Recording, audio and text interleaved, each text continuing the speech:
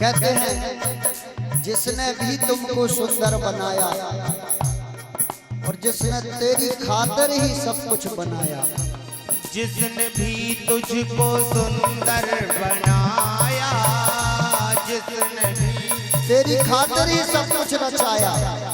जो पेड़ पौधे, जो फल, जो वृक्षों में और जो अन्न, वो सिर्फ हमारी खातिर आता है।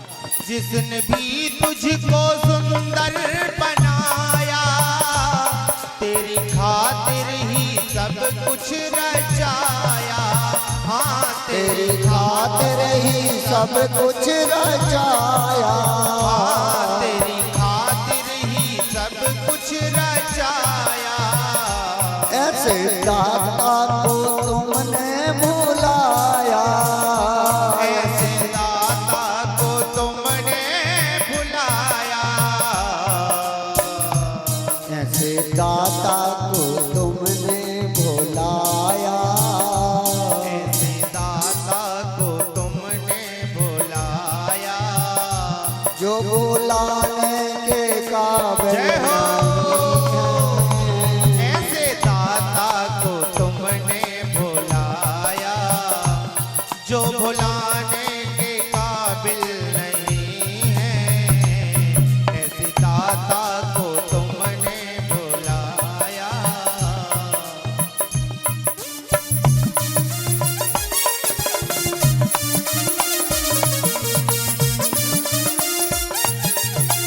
अभी कह दो अच्छी लंबी हाँकना है तो बैठ के फिर सुन लो एक से कहानी। श्वास और कह दो राम राम जपो, सीता राम जपो। कोई भजन करो ना, झूठ बोले व गप्पे उड़ाए, गंदे गाने खुशी होके गाए। झूठ बोले वा गप्पे उड़ाए, गाने गंदे गाने खुशी हो के गाए। गाए गंदे गाने खुशी होके गाए। गाए गंदे गाने खुशी हो के गाए। झूठ बोले वा गप्पे उड़ाए, गंदे गाने खुशी हो के गाए। गाए गंदे गाने खुशी हो के गाए। पर तेरी जीभ प्यारे ओ सुन ले, तेरी जीभ प्यारे वो सुन ले।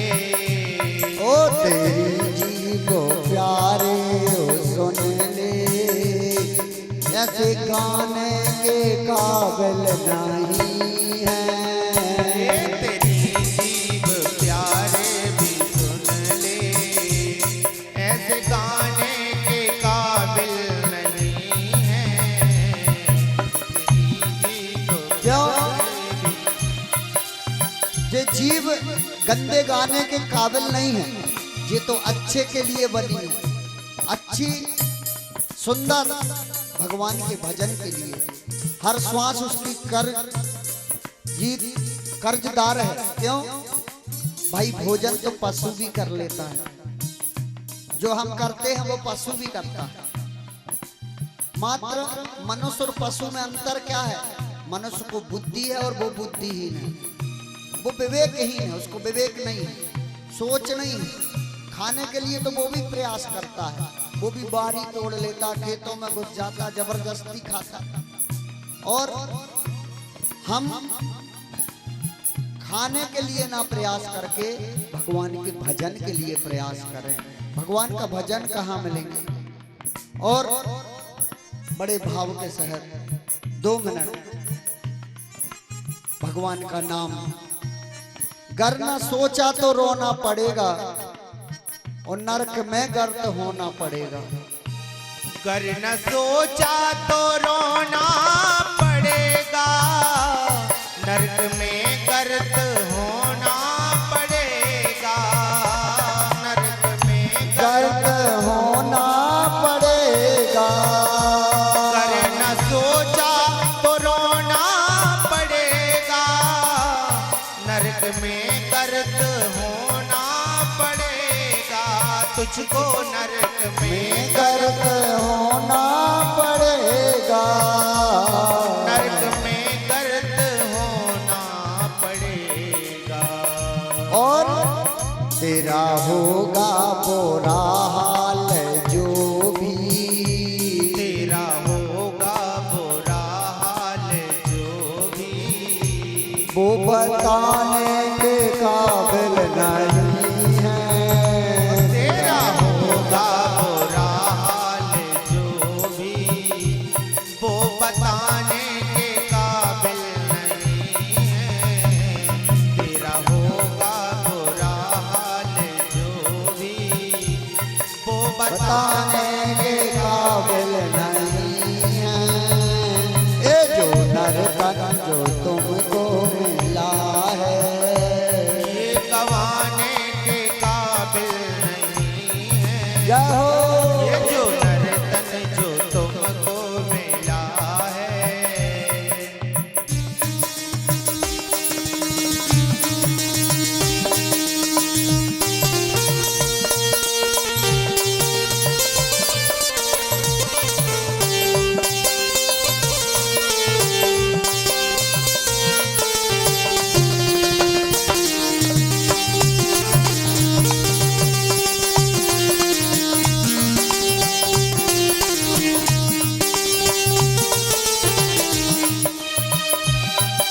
पशुओं को देखो भाई, पशु तो बहुत काम का होता है, आदमी काम का नहीं होता।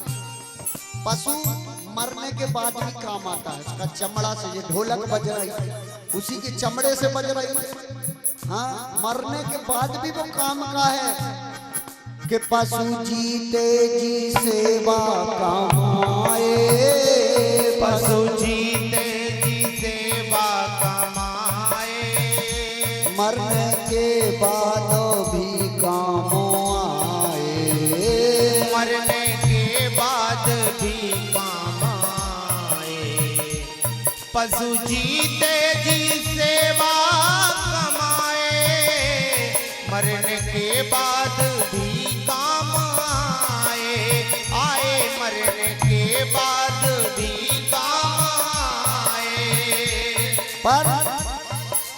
पर बोले पर मेरी देह मर कर किसी के, ये मेरी देह मर कर किसी के काम आने के काबिल नहीं। जय हो। ये मेरी देह मर कर किसी के काम आने के काबिल नहीं है। ये मेरी देह मर कर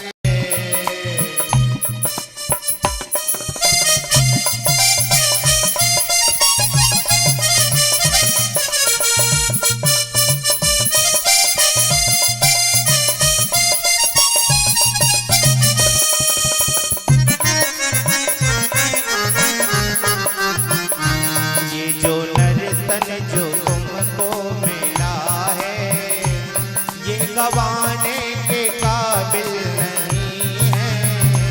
ये जो नर्तन जो तुमको मिला है, ये गवाने के काबिल नहीं है। ये जो नर्तन जो तुमको मिला है। बोलो भक्त वत्सल भगवान की जय। देवीं सरस्वतीं चैव और ततो जय मुदीरे।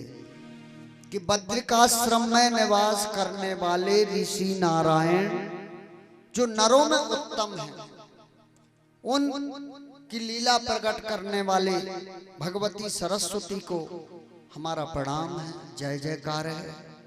पुराण इतिहास और सदग्रंथों की रचना का पाठ करवाने वाली, स्मरण करवाने वाली माता जी को प्रणाम है। और कूर्म रूप धारण करने वाले अप्रमेय भगवान विष्णु को बार बार नमस्कार है कि नमस्कृत्वा प्रमेयायो विष्णवे कूर्म रूपेणे पुराणं संप्रवक्ष्यामि यदुक्तं विश्वयोनिनाम्।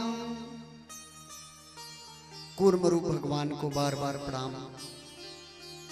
कहते हैं नैमिषारण्य में जो महर्षि बैठे थे, सूत जी बैठे थे, उनमें जो निष्पाप रोमहर्षण नाम के सूत बैठे थे, उन रोमहर्षण सूत जी से 88,000 ऋषिगण प्रश्न कर रहे हैं और वो रोमहर्षण सूत जी बता रहे हैं।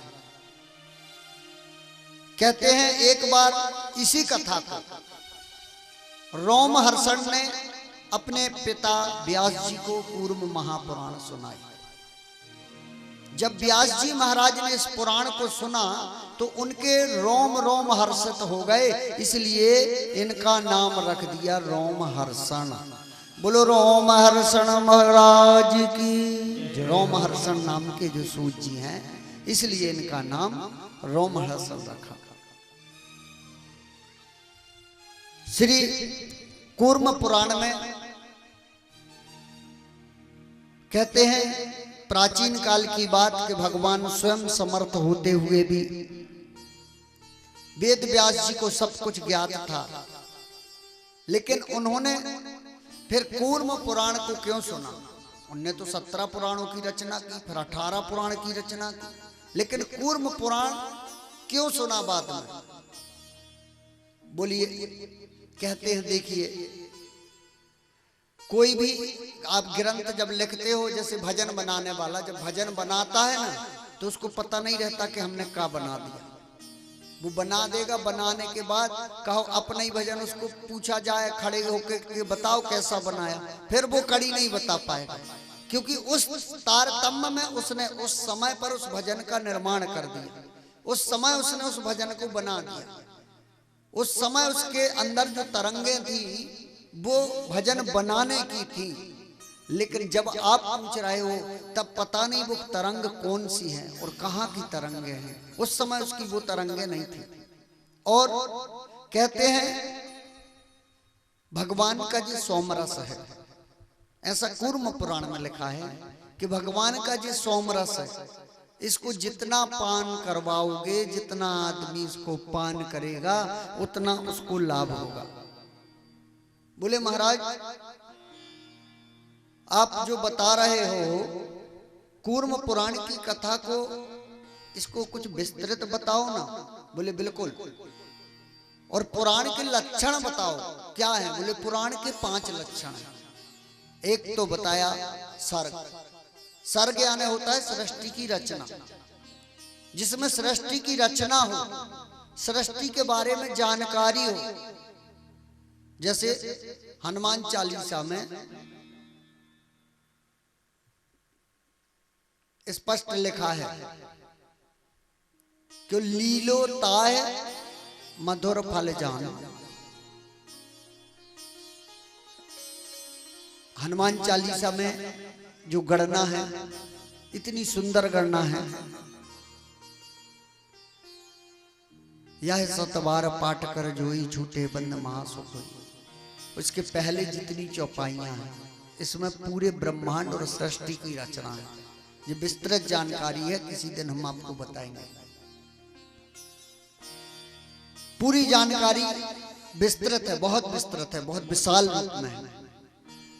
इसके लिए पूरा 1 घंटा 1.5 घंटा चाहिए। लेकिन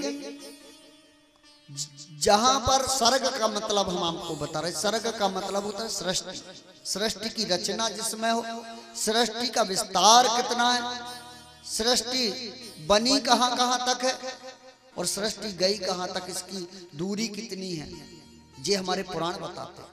पृथ्वी से आकाश कितनी दूरी पर है, लोग कितने हैं, पर्वत कितने हैं, समुद्र कितने हैं। ये सर्ग की रचना जो है, पूरे सर्ग की, तो पहले तो पुराण का लक्षण है सर्ग। सर्ग यानी सृष्टि की रचना। फिर है प्रतिसर्ग। पुराण का एक और शब्द है प्रतिसर्ग। प्रतिसर्ग का मतलब होता है प्रलय। कब प्रलय हुआ, किस युग का? द्वापर कब गया, त्रेता कब गया, सतयुग कब गया, कलयुग कब जाएगा, ये पूरी बात एक एक लिखी है। हाँ, और वो वास्तविक रूप से सब सत्यार्थ हो रही है। अभी भागवत जी में लिखा है इतने मौनी राजा, अभी मौनी राज्य चल रहा है अपने यहाँ। 11 मौनी राजा होंगे, 11 मौनी राष्ट्रपति होंगे। उसके बाद में फिर आया है कि नीची जात का राजा होगा। फिर उसके बाद में आया है कि नीची जात के राजा के बाद फिर कोई महिला राजा होगा। उस महिला राजा के बाद फिर मुस्लिम राज्य आएगा, मुस्लिम राजा होगा कोई हमारे यहाँ। और जैसा जैसा लिखा है आप उसको उठा करके देखो इतिहास को, वैसे ही वैसा। और कब नष्ट होना ये भी लिखा है शास्त्रों में, पुराणों में। तो दूसरा पुराण का लक्षण है प्रतिसर्ग। प्रतिसर्ग यानी प्रलय। कब प्रलय होना है ये हमारे शास्त्र में नियत है। तीसरा है वंश। वंश का मतलब वंशानुचरित, हर वंश का वर्णन। कौन वंश कहां से चला, चंद्र वंश कहां से चला, सूर्य वंश वैवस्वत मनमंत्र से लेकर के और भगवान राम जी और लव कुश तक, और लव कुश के आगे भी कहां तक चला जे, इक्ष्वाकु वंश, सूर्य वंश और चंद्र वंश कहां, कौन वंश कहां चला, कहां खत्म हो गया, कहां पलट गया, कहां दो रास्ताएं मोड़ दी, ये हमारा शास्त्र ही बता सकता है, नहीं तो किसको जानकारी हो। इसलिए तो पुराण लिखे गए हैं कि आपको इन चीजों की जानकारी रहे। तो वंश ये चौथा, तीसरा लक्षण है। चौथा वंशानुचरित, वंश के चरित्रों का वर्णन, कि इस वंश में अगर राम जी हुए तो उनने क्या क्या किया, कृष्ण जी हुए तो क्या क्या किया, नाहुस हुए तो उनने क्या किया, अयाति हुए तो उनने क्या किया। तो वंशानुचरित्र मात्र आपको श्रीमद् भागवत जी में या 17 पुराणों में, इन्हीं में मिलेंगे बस। ये चौथा लक्षण है। पांचवा लक्षण पुराण का है मनमंत्र। हर मनमंत्र में कौन से मनमंत्र में कौन से भगवान का अवतार हुआ और उनने क्या किया, और कौन सा दैत्य हुआ जिसने इस पृथ्वी पर भारी हड़कंप मचाया, भारी परेशानी की, पृथ्वी को पाप से लाद दिया, वो कौन सा दैत्य हुआ। तो ये मनमंत्र की कथा भी आपको पुराणों में, पुराण के 5 लक्षण होते हैं। तीसरी बात, अच्छा, कूर्म पुराण के अनुसार जो 18 पुराण है वो अलग है। कूर्म पुराण में 18 पुराण की संज्ञा कुछ दूसरे पुराणों को भी दी गई, लेकिन श्रीमद् भागवत में जो 18 पुराण वो हमने जो लिखे हुए हैं वो अपन उस हिसाब से हैं। लेकिन कूर्म पुराण में जो 18 पुराण है, इसमें सबसे पहला पुराण है ब्रह्म पुराण, दूसरा पुराण है पद्म पुराण, तीसरा पुराण है विष्णु पुराण, चौथा पुराण है शिव पुराण, फिर है भागवत जी, फिर भविष्य पुराण, फिर नारद पुराण, फिर मार्कंडेय पुराण, फिर अग्नि पुराण, ब्रह्म वैवर्त पुराण, फिर लिंग पुराण, फिर वराह पुराण, फिर स्कंद पुराण, और फिर वामन पुराण, फिर कूर्म पुराण, फिर मत्स्य पुराण, और फिर गरुड़ पुराण। ये 18 पुराण है। अच्छा, मत्स्य पुराण को कूर्म पुराण में उप पुराणों में भी बांट दिया है। अन्यानानु पुराणानि मुनिभि कथितानि तु 18 पुराणानि श्रुता संक्षिप्तो दुजा। अरे ब्राह्मण, हम तुम्हें 18 पुराण बता चुके, अब नारसिंहम मतम, अब दूसरे मत से हम आपको 18 पुराण के उप पुराण बताएं। उप पुराण कौन कौन से, ये तो 18 महापुराण हो गए। अब उप पुराण कौन कौन से हैं हमारे यहाँ, वो सुनो, जो नाम भी नहीं सुना होगा आपने आज तक कि उप पुराण है का, कौन से उप पुराण कहलाते हैं। सबसे पहले सनत कुमार पुराण, ये उप पुराण में आता है। दूसरे नंबर पर नरसिंह पुराण, ये भी उस उप पुराण में आता है। स्कंद कुमार के द्वारा तीसरे नंबर पर स्कंद पुराण, चौथे नंबर पर शिव धर्म पुराण, और 5वें नंबर पर आश्चर्य पुराण, जो उप पुराण है। पांचवें नंबर पर आश्चर्य पुराण, छठवें नंबर पर फिर नारद पुराण, सातवें नंबर पर कपिल पुराण, आठवें नंबर पर मानव पुराण और नौवें नंबर पर शुक्राचार्य जी द्वारा लिखा गया है जिसका नाम है उसना पुराण जी, नौवां पुराण है उसना पुराण। और उसके बाद 10वां पुराण है ब्रह्मांड पुराण और 11वां पुराण है वरुण पुराण, 12वां है कालिका पुराण और 13वां है माहेश्वर पुराण, 14वां है सांब पुराण और 15वां है सौर पुराण और 16वां है पराशर पुराण और 17वां है मारीच पुराण और 18वां है भार्गव पुराण जी। 18 उप महापुराण। इन पुराणों को मात्र पढ़ने से आपको सृष्टि की रचना, सृष्टि के सर्ग, सृष्टि के विसर्ग, सृष्टि के पांचों लक्षण, चाहे वो वंश हो, चाहे वंशानुचरित हो, चाहे मनवंतर हो, उसके बारे में जानकारी लग जाएगी। तो परम पूज्य सूत जी महाराज कहते हैं महाराज ये तो ठीक है, अगर आप यही बताते रहोगे कुछ और भी बताओ, नहीं तो यही बताते रहोगे तो नींद आ जाएगी जो सुनने वाले। वंश वंशानुचरित पुराण, पुराण के लक्षण, पुराण के भेद, पुराण के भाव या पुराण के नाम, नाम सुनाओ तो आदमी को नींद आने लगे। गुरु जी इस साल कथा नहीं कह रहे मजेदार, बोले ये तो पुराणों के नाम लगे रटने में, ये पुराण और वो पुराण और वो पुराण, और भाई 4-5 चुटकुला सुनाओ तो सबरे गिल। बोलो भक्त वत्सल भगवान की सब खुश। बोले हाँ अच्छी पुराण कही यार गुरुजी ने, क्या पुराण बोली थी। हाँ तो कम से कम हम जिसको सुनने बैठे वो सुने वास्तविक रूप से। जब भीड़ आ जाएगी तब तो चुटकुला होंगे ही, चिंता न करो। बोलो भक्त वत्सल भगवान की। लेकिन अभी तो जो कथानक है, वास्तविकता है, वो सुनो, उसको सुनो। क्यों? प्राचीन काल में सबसे पहले परम पूज्य रोमहर्षण जी महाराज बताते हैं कि सबसे पहले जिनके नाम से पुराण है कूर्म पुराण, हम वो बताएं कि इनके नाम से पुराण क्यों है, कूर्म पुराण क्यों है। बोले पुरामतार्थम दैतेयो दानवै सह देवता और मंथानम मंदरम कृत्वा ममंथु क्षीर सागरम। जब देवताओं ने और दैत्यों ने क्षीर सागर को मथना चालू किया तो मंदराचल क्या हुआ, पृथ्वी में धंसने लगा। मंदराचल पर्वत जिसको मथानी बनाया था, बासुकी नाग की रस्सी बनाई। एक तरफ देवता लग गए, एक तरफ राक्षस। लेकिन देवता पहले मुंह तरफ लगने लगे तो विष्णु भगवान ने कान में धीरे से कह दिया देवताओं से, ए भैया मुंह के पास लगने से फायदा नहीं, यहाँ तो जहर आता है और पूरा जहर आएगा मुंह के पास तो अपन काले कलूटे हो जाएंगे, सब गोरे नारे देवता। बोलो भक्त वत्सल भगवान की। बोलो ये सब काले कलूटे हो जाएंगे। तो बोले महाराज पूछ के पैसे अपन जाएंगे तो देव राक्षस कहेंगे कि नहीं, हम अब राक्षस की तो मट्ट बुद्धि रहती है, मट्टर बुद्धि। बोले राक्षस तुरंत कहेंगे नहीं नहीं पूछ में हम लगेंगे। अगर हम पूछ की तरफ जाते हैं, भगवान विष्णु ने उपाय ढूंढा। क्या उपाय किया? भगवान विष्णु खड़े खड़े कहते ए सब देवता इधर आ जाओ, मुंह के पास आ जाओ, मुंह के पास। भाई अपन देवता हैं तो मुंह की तरफ तो अपने ही को मिलना चाहिए। एक राक्षस बोला बिल्कुल नहीं, पूछ तरफ जाओ, आप मुंह तरफ नहीं मिलेगा आपको लगने के लिए, आप पूछ पकड़िए, आप पीछे वाले हैं, आगे राक्षस होते हैं। महाराज भगवान विष्णु ने कहा नहीं नहीं हम मुंह के पास लगेंगे। बोले नहीं हम लगने नहीं देंगे मुंह के पास। जबरदस्ती में वो पूछ के पास चले गए। देवता बोले महाराज बहुत अच्छी बुद्धि लगाई आपने। बोले सठ के साथ ऐसे ही बुद्धि लगाई जाती, जो मूर्ख आदमी होता है उसके साथ ऐसे ही बुद्धि लगाई जाती, उसको उल्टा बताया जाता है।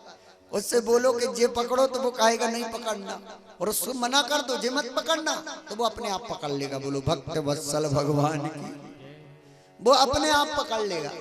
क्यों? जो सठ होता है, जो मूर्ख होता है, जिसको ज्ञान नहीं है, तो उसको हमेशा उल्टा बताना पड़ता, उल्टा बताना पड़ता। जैसे कोई ससुराल जा रहा था, एक आदमी मूर्ख था बिल्कुल, तो किसी ने किसी मित्र से पूछा होगा उसने, बोले भैया ससुराल में क्या करना पड़ता? बोले पहले तो तुम ऊंचे स्थान पर बैठना, ठीक, पहला काम, मतलब ससुराल में नीचे नहीं बैठना। दूसरा काम, बोले दूसरा काम वहां मीठी मीठी बातें करना।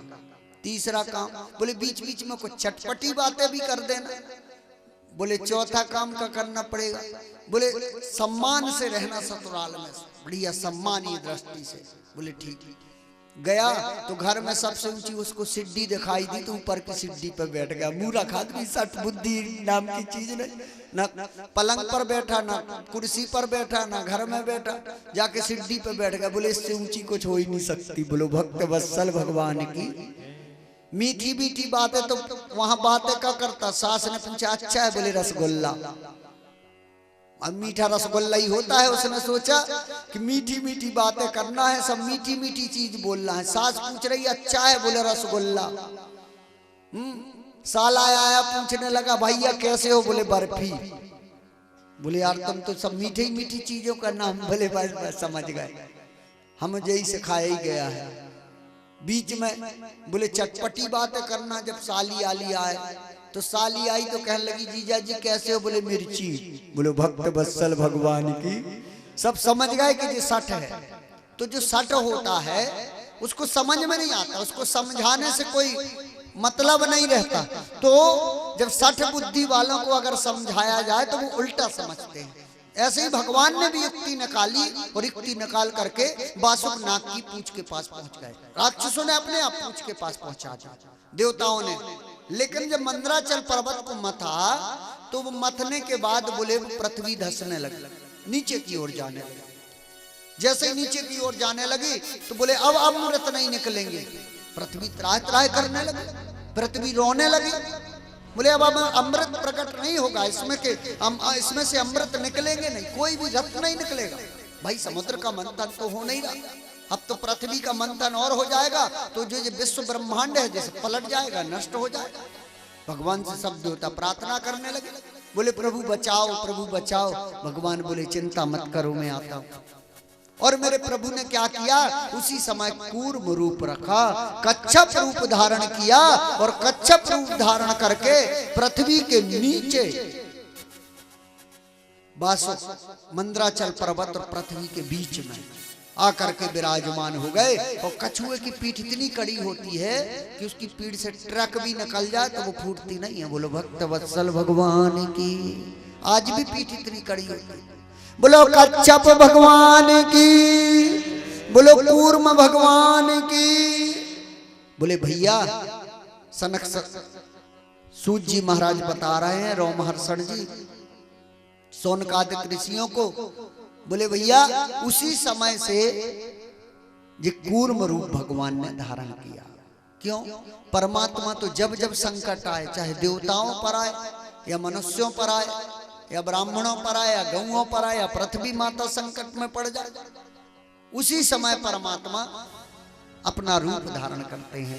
कूर्म भगवान ने कच्छप रूप धारण किया कि देवाश्च तुष्टवर देवा और नारदायाम हर्षयः और कूर्म रूपो धर्म दृष्टा साक्षिणम विष्णुमव्ययम्। कूर्म रूप धर्म दृष्टा साक्षिणम विष्णुमव्ययम्। भगवान विष्णु ने कूर्म रूप धारण कर लिया। देवताओं ने बड़ी सुंदर भगवान की स्तुति की। बोले उसी समय भगवान की विष्णु प्रिया देवी श्री लक्ष्मी जी का आविर्भाव हुआ। उसी से भाई जब रत्न निकाले गए ना, तो वहीं से तो लक्ष्मी जी निकली थी समुद्र से। उनके साथ में एक मंत्र भागवत जी में आया है कि ततश्चाविर्भूत साक्षात श्री रमा भगवत परा और रण्यंती दिशा कांता विद्युत सौदामनीय। जे भागवत जी में जे मंत्र आया उनका, जब लक्ष्मी माता का प्राकट्य हुआ कि ततश्चाविर्भूत साक्षात श्री रमा भगवत परा और रण्यंती दिशा कांता विद्युत सौदामनी। माता जी का प्राकट्य हुआ। भगवान से पूछा जी क्या है? बोले जय माया है। क्यों? जैसे ही लक्ष्मी जी का प्राकट्य हुआ, देवताओं ने मथना छोड़ दी, फन छोड़ दिया सांप का। सब लक्ष्मी जी को देखने लगे, बहुत बहुत सुंदर है, ये तो बहुत सुंदर है। और जे अगर एक बार मिल जाए तो बस काम खत्म। भगवान बोले बस, बोले प्रभु जे कौन है? बोले जे ही माया है, जे ही माया। वास्तविक रूप से लक्ष्मी के बिना कोई काम आजकल बनता भी नहीं। माया हो तब वही काम है नहीं।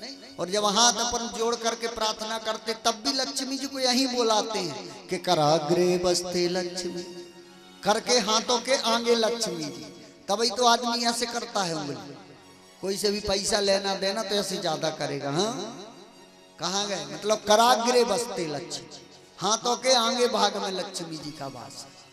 तो भगवान से पूछा प्रभु जी कौन है? तो भगवान कहते जय मेरी माया है, यह ब्रह्म रूपणी माया है और परम शक्ति माया है, यह अनंता है, यह मेरी परम प्रिया है, यह संपूर्ण जगत को मोहित करने वाली माया है। क्यों? माया नहीं होती तो कुछ नहीं होता। माया लक्ष्मी कई स्वरूपों में विभाजित है। अभी आगे जाकर इसी में महालक्ष्मी का प्राकट्य होगा। बोले महालक्ष्मी का भगवान के शरीर से ही ब्रह्मा जी ने जब सृष्टि रची उस समय प्राकट्य हुआ। लक्ष्मी जी का यहाँ से प्राकट्य हुआ और महालक्ष्मी का वहां से प्राकट्य हुआ। क्योंकि लोग बता नहीं पाते महालक्ष्मी कहाँ से आई। बोले समुद्र मंथन से आई। महालक्ष्मी समुद्र मंथन से नहीं आई। जब हमने कूर्म पुराण को देखा, कूर्म पुराण को पढ़ा तो उसमें लिखा है महालक्ष्मी जी जब ब्रह्मा जी ने सृष्टि की रचना की उस समय महालक्ष्मी का प्रादुर्भाव हुआ। लक्ष्मी जी का प्रादुर्भाव तो समुद्र से हुआ। और जे लक्ष्मी जी ही माया है, लक्ष्मी ही माया है। क्यों? इस जगत में उसी का तो काम है। आप कार से जाओ, गाड़ी से जाओ तो लक्ष्मी चाहिए, पुलिस वालों ने पकड़ लिया तो लक्ष्मी चाहिए। और माया ने ऐसा भ्रमित किया है लोगों को कि आदमी इसमें लिपट करके ना तो झूठ और ना सच, सब बराबर है। परम पूज्य तुलसी बाबा रामायण में स्पष्ट कहते हैं कि सो माया बस गयहूं कहूं गुसाई और बंधऊ कीट मरकट की नाई। सो माया बस भय गोसाई, सो माया बस भय गोसाई। बंध्यो कीट मर कट की नाई, बंध्यो कीट मर कट की नाई। सो माया बस भय गोसाई, सो माया बस भय गोसाई।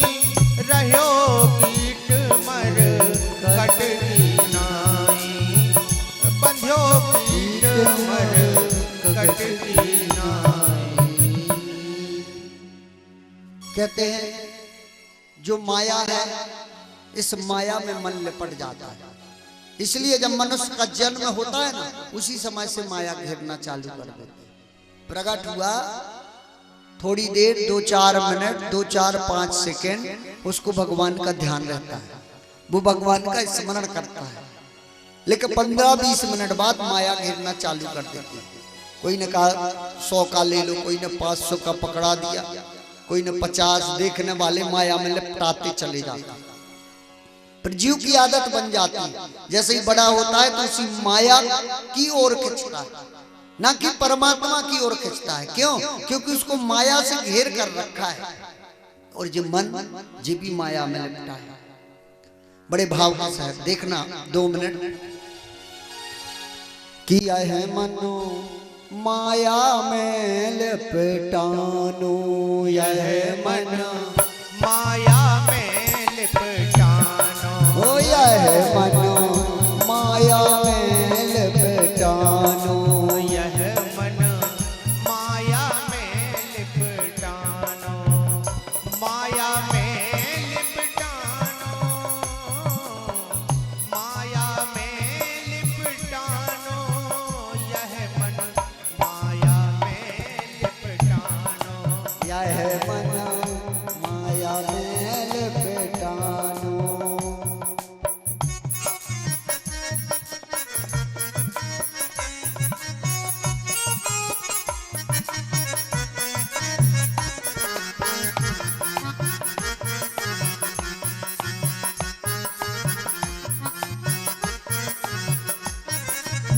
कहते हैं कि कथा पुराण झूठ सब समझत, कथा पुराण झूठ सब समझत, कथा पुराण झूठ सब समझत, कथा पुराण झूठ सब समझत, साचो गे है भुलानो यह मन, साचो के है भुलानो यह मन, माया में लिपटानो यह मन माया में लिपटानो, माया में लिपटानो जय हो। यह मन, माया में लिपटानो यह मन, माया में लिपटानो यह मन, माया में लिपटानो।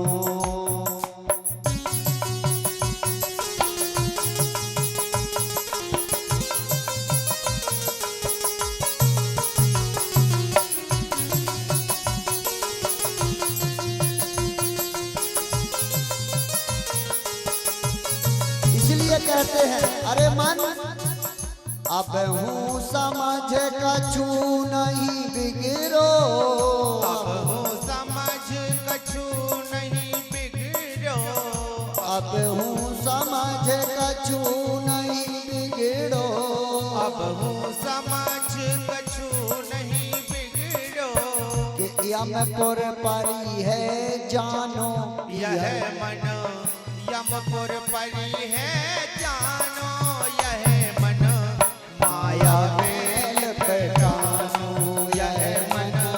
माया में लिपटानो, जय हो। माया में लिपटानो यह मन, माया में लिपटानो यह मन, माया में लिपटानो यह मन, माया में लिपटानो।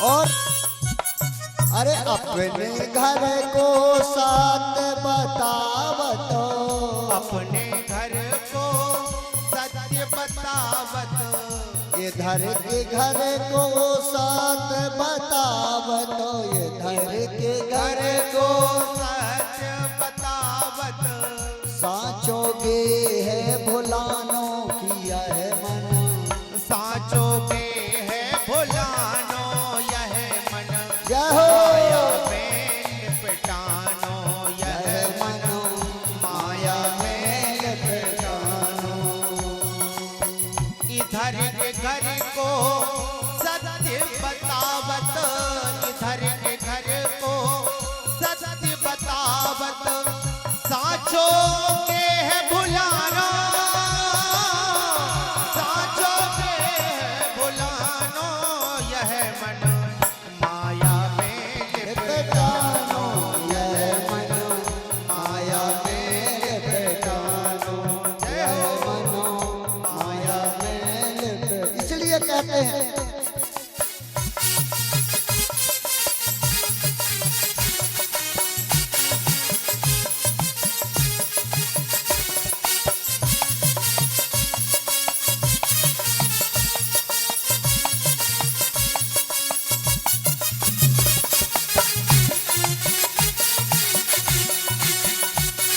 भगवान कहते हैं यही माया तीनों गुणों से युक्त गुणात्मका शक्ति है जो आदमी को परेशान करती है, और जब आदमी इसको पकड़ लेता है तो क्या होता है कि 84 में फेरे भटकता, 84 में फिरे भटकता, 84 में फेरे भटकता, 84 में फिरे भटकता, 84 में फिरे भटकता, फिर 84 लाख योनि मिलती है। 84 में फिर भटक और क्या होता है कि कहूँ नहीं लगे ठिकानों दिया है मन, कहूँ नहीं लगे ठिकानों यह मन, कहूँ नहीं लगे ठिकानों यह मन, माया में लिपटानो यह मन, माया में लिपटानो यह मन, माया में लिपटानो।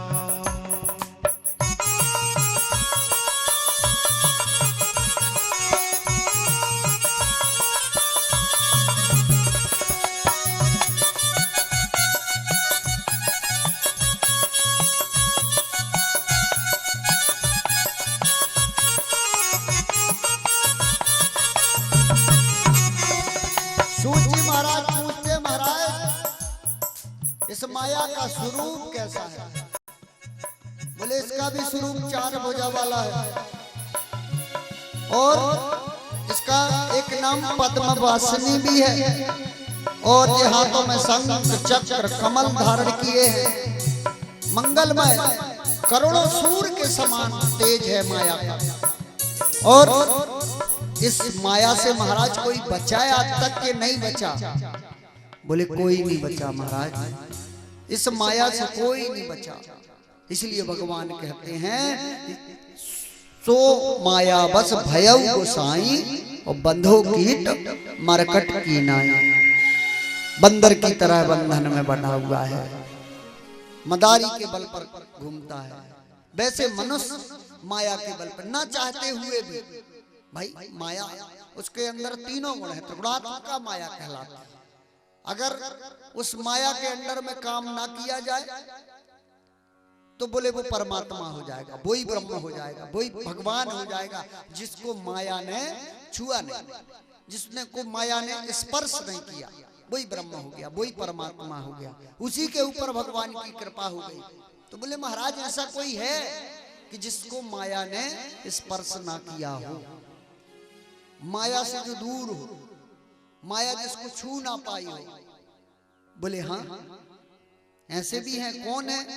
बोले पूर्व जन्म राजा सात और दृश्या शंकरादि भी और दृष्टाम कूर्म संस्थानम श्रुता पौराणिकीं स्वयं कि संस्था मन्मुखा दिव्याम पुरस्कृत मुनीश्वरान् और ब्रह्मांडं च महादेवं देवाश्चन्सो शक्तभी कि मक्षक्तौ संस्थान बुद्ध्यान मामेव शरणं गतो और संभाषितो मया चातो विप्र एवनी गमस्यति ओ इंद्रद्युम्न इदख्यातो जातम स्मरस पौरवकीम।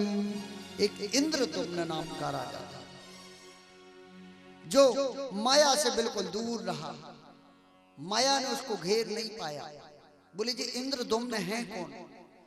बोले जी ब्राह्मणों में श्रेष्ठ ब्राह्मण है, जो दिन रात भगवान शंकर के भक्त थे, अनंत भगवान शंकर के शिव के उपासक थे, भगवान की पूजा किया करते।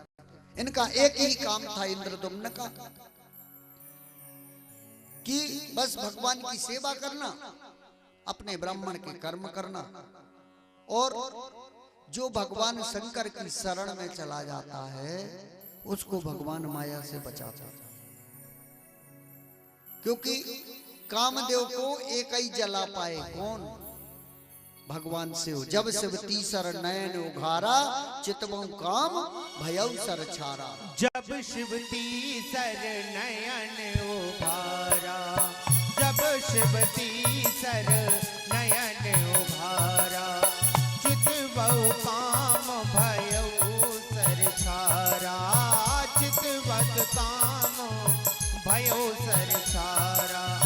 जब शिव तीसर नयन उघारा, जब शिव तीसर नयन उघारा चितवौ काम भयउ सर छारा, चितवौ काम भयउ सर छारा।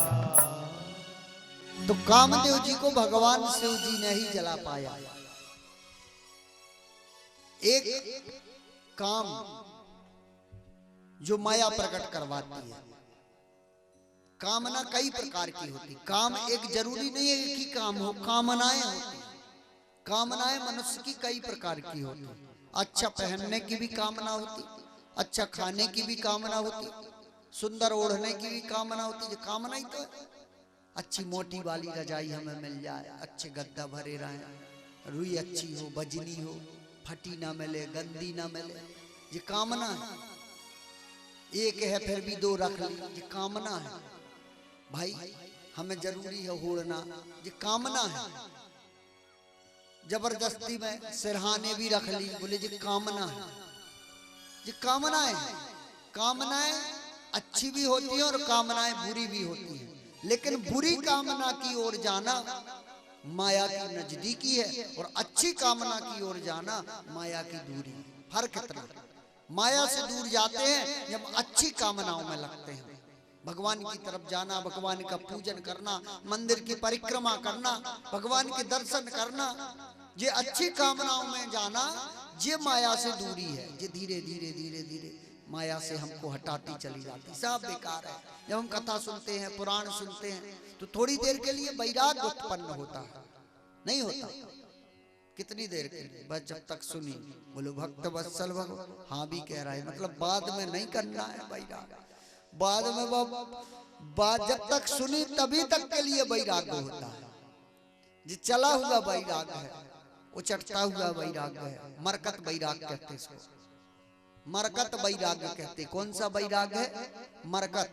मरकत यानी कुछ बंदरों की तरह उचटना इस वैराग्य को। थोड़ी देर यहाँ वैराग्य हो गया, रास्ता में कुछ मिल गया तो उठा लिया, बिही मिल गई तो बिही तोड़ ली। पर चंदू बाबा ने कहा कुछ नहीं रखा दुनिया में, तो फिर वैराग्य आ गया, अरे कुछ नहीं रखा दुनिया में, कोई चीज दुनिया में नहीं है। मतलब फिर तीसरा शब्द मिल गया तो फिर जो मरकत वैराग्य है, उचटता हुआ वैराग्य। एक होता है स्मशानी वैराग्य, वो मरने के समय आता है। आदमी जाता है ना मरघट पे, तो वहां खड़े होकर के बोलता है अरे राम राम राम, कुछ नहीं बचा, सब बेकार है। देखो शाम को हमारे साथ छत्ता लेके घूमने गए, रात में आए, सोए, और बताओ रात भर में काम हो गया, आज पर लकड़ी में आ गए। वो कोठी बंगला साहब खड़ा छोड़ गए, कुछ नहीं बचा इनका। राम राम राम, अरे सब मर जाना, बेकार है भाई ये दुनियादारी। ऐसे ही अपन भी जल जाए। उस समय वैराग्य आ गया, जब स्मशान में आग लग रही थी उसको, उस समय वैराग्य आ गया। शायद वो वैराग्य घर तक आ जाए लौट के, तो आदमी का जीवन सुधर जाए, आदमी का कल्याण हो जाए, अगर वो वैराग्य घर तक वापस आ जाए। लेकिन नहीं, वो वैराग्य वहीं का, वो स्मशानी वैराग्य कहलाता है। वो जब मुर्दा जलता है उस समय ही आता है। और जैसे ही वो जगह छोड़ी और कहो रास्ता में दुकान में खड़े होकर टाफी लेने लगे, नाती को ले जाए दो तो। बोलो भक्त वत्सल भगवान की। फिर वो माया आकर के बाहर पकड़ने लगती, फिर माया ने जकड़ लिया। फिर माया कहती नहीं मैं हूं, अभी कहीं नहीं। आप तीर्थ में गए, तीर्थ में आकर भी अगर आपको हर जगह की चिंता है, तो आप ये समझो कि आपको माया ने नहीं छोड़ा। जब आप तीर्थ में जाओ, वैराग्य हो जाए उस समय के लिए। अब तो हम आ गए भगवान की शरण में। अब क्या कहाँ होता है कोई दिक्कत नहीं, कहाँ क्या हो रहा है, कैसा हो रहा है, कोई परेशानी नहीं। बोले जो इंद्रदुम्न थे, इंद्रदुम्न भगवान शिव जी के उपासक थे। भगवान भोलेनाथ का जो उपासक होता है, उसको भगवान उसके ऊपर विशेष कृपा करते हैं। नित्य प्रति भगवान की अनवरत सेवा किया करते थे। और विद्या अविद्या दोनों जिसमें विद्यमान हो वही परब्रह्म होता है। जिसमें विद्या भी हो और अविद्या भी हो, और वही परब्रह्म कहलाता। परब्रह्म सब नहीं कहलाता। तो भगवान शिव को बोले जो विद्या को धारण करने वाले हैं, जो अविद्या को धारण करने वाले हैं, मदज्ञाय मनश्रेष्ठा जिज्ञे विप्रकुलाः विद्या अविद्या धारण। बोले जो विद्या को भी धारण करता है और अविद्या को भी धारण करता है, वो है भगवान शिव, वो है परब्रह्म, वो ही ब्रह्म है, वो ही शिव है। और भगवान शिव क्या है? भगवान शिव है ईश्वर। और ईश्वर क्या करता है?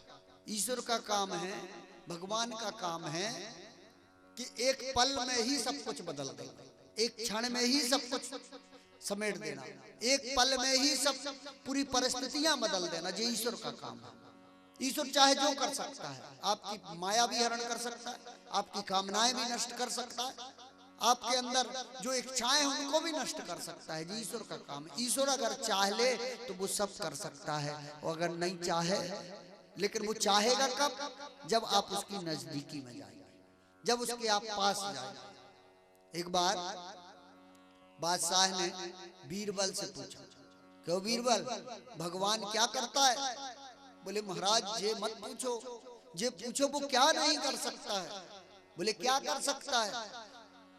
हमें कुछ प्रमाण बताओ भगवान के कि भगवान क्या कर सकता है, और भगवान है भी कि नहीं है। बोले महाराज भगवान बहुत कुछ कर सकता है। बोले बहुत कुछ क्या कर सकता है? बोले कल बताएंगे। चले गए, जाकर के घर पहुंचे, चिंता में हम कैसे प्रमाण दें कि भगवान ने ये किया।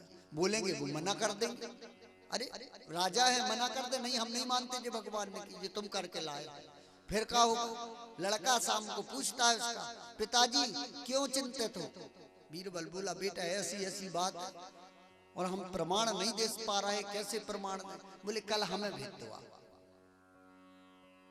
कल हमें भेज दो बादशाह के पास। बोले चलो ठीक है तुम चले जाओ।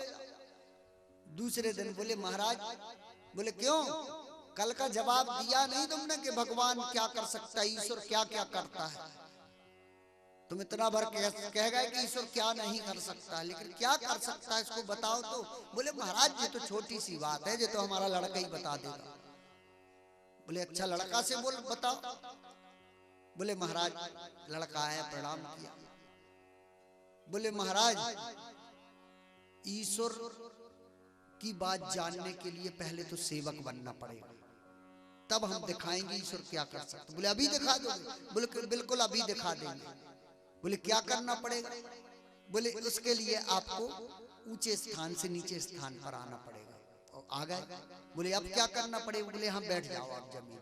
वो बैठ गए। बोले देखो महाराज, जो भगवान की कथा बताता है या भगवान का प्रमाण देता है उसके लिए अच्छी व्यास गद्दी बनाई जाती है, हम इस मंच पर बैठेंगे तब बताएंगे। बोले ठीक है बैठ जाओ। वो जाकर के मंच पे बैठ गए, राजा की गद्दी।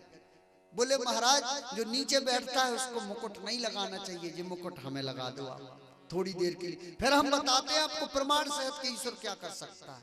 लो उतारा मुकुट और बादशाह ने उसको लड़के को लगा दिया। बोले महाराज ईश्वर ये करता है, 1 मिनट में राजा को रंग को, रंग को राजा। हम भिखारी थे, 1 मिनट में बादशाह बन गए और तुम नीचे बैठ करके हाथ जोड़े हो। और बस ईश्वर यही करता है, इसके अलावा कुछ नहीं करता। तो ईश्वर का प्रमाण है कि राजा को रंग और रंग को राजा। ईश्वर तो कब किस समय कौन सी परिस्थिति बदल दे, ईश्वर का काम है। ईश्वर हर समय परिस्थिति बदल देता है क्योंकि उसके बस में सब कुछ है। कई लोग कहने लगते हैं अरे भगवान नहीं है, अरे भगवान नहीं है। भगवान कैसे? भगवान तो हर पल में है, हर क्षण में है। जो नास्तिक लोग होते वो कहते हैं कि भगवान नहीं है दुनिया में। एक सज्जन कह रहे थे कि भगवान नहीं है। कहा क्यों नहीं भगवान भैया, भगवान तो खूब है। बोले कहा महाराज भगवान कहाँ, आजकल विज्ञान ने इतना चमत्कार कर लिया, डॉक्टर लोग तो भगवान से बढ़ के हो गए। हमके ऐसे मत बोलो। जब डॉक्टर अपना अस्त्रा उठाते तो सबसे पहले कहते हैं भगवान कृपा करना उल्टी सीधी कैंची न चली जाए। बोलो भक्त वत्सल भगवान की। खाल काटने के पहले उसका स्मरण करते हैं। और जो दुनिया है, जो सतरंगी, जो सांस लेने की प्रक्रिया भगवान ने दी है। आपका जन्म होता है, उसके बाद माँ के स्तन में दूध भगवान देता है। भगवान ने इतना सुंदर तुम्हारी व्यवस्था की, अपने मन से थोड़ी हो गए। पहले काले बाल थे, बब्बू के सफेद हो गए। अपने आप जो भगवान कर रहा, ये सब भगवान की ही व्यवस्थाएं हैं। कल और जब अभी आपके साथ जो घटना घटी, भगवान है ना, उसको उसने प्रमाण दिया कि हम हैं। क्यों? ईश्वर है। ईश्वर ना होता तो सब कोई सोता, ईश्वर ना होता तो कोई जगता थोड़ी, सब सो जाते। कि ईश्वर ना होता तो सब कोई सोता, ईश्वर ना होता तो सब कोई सोता।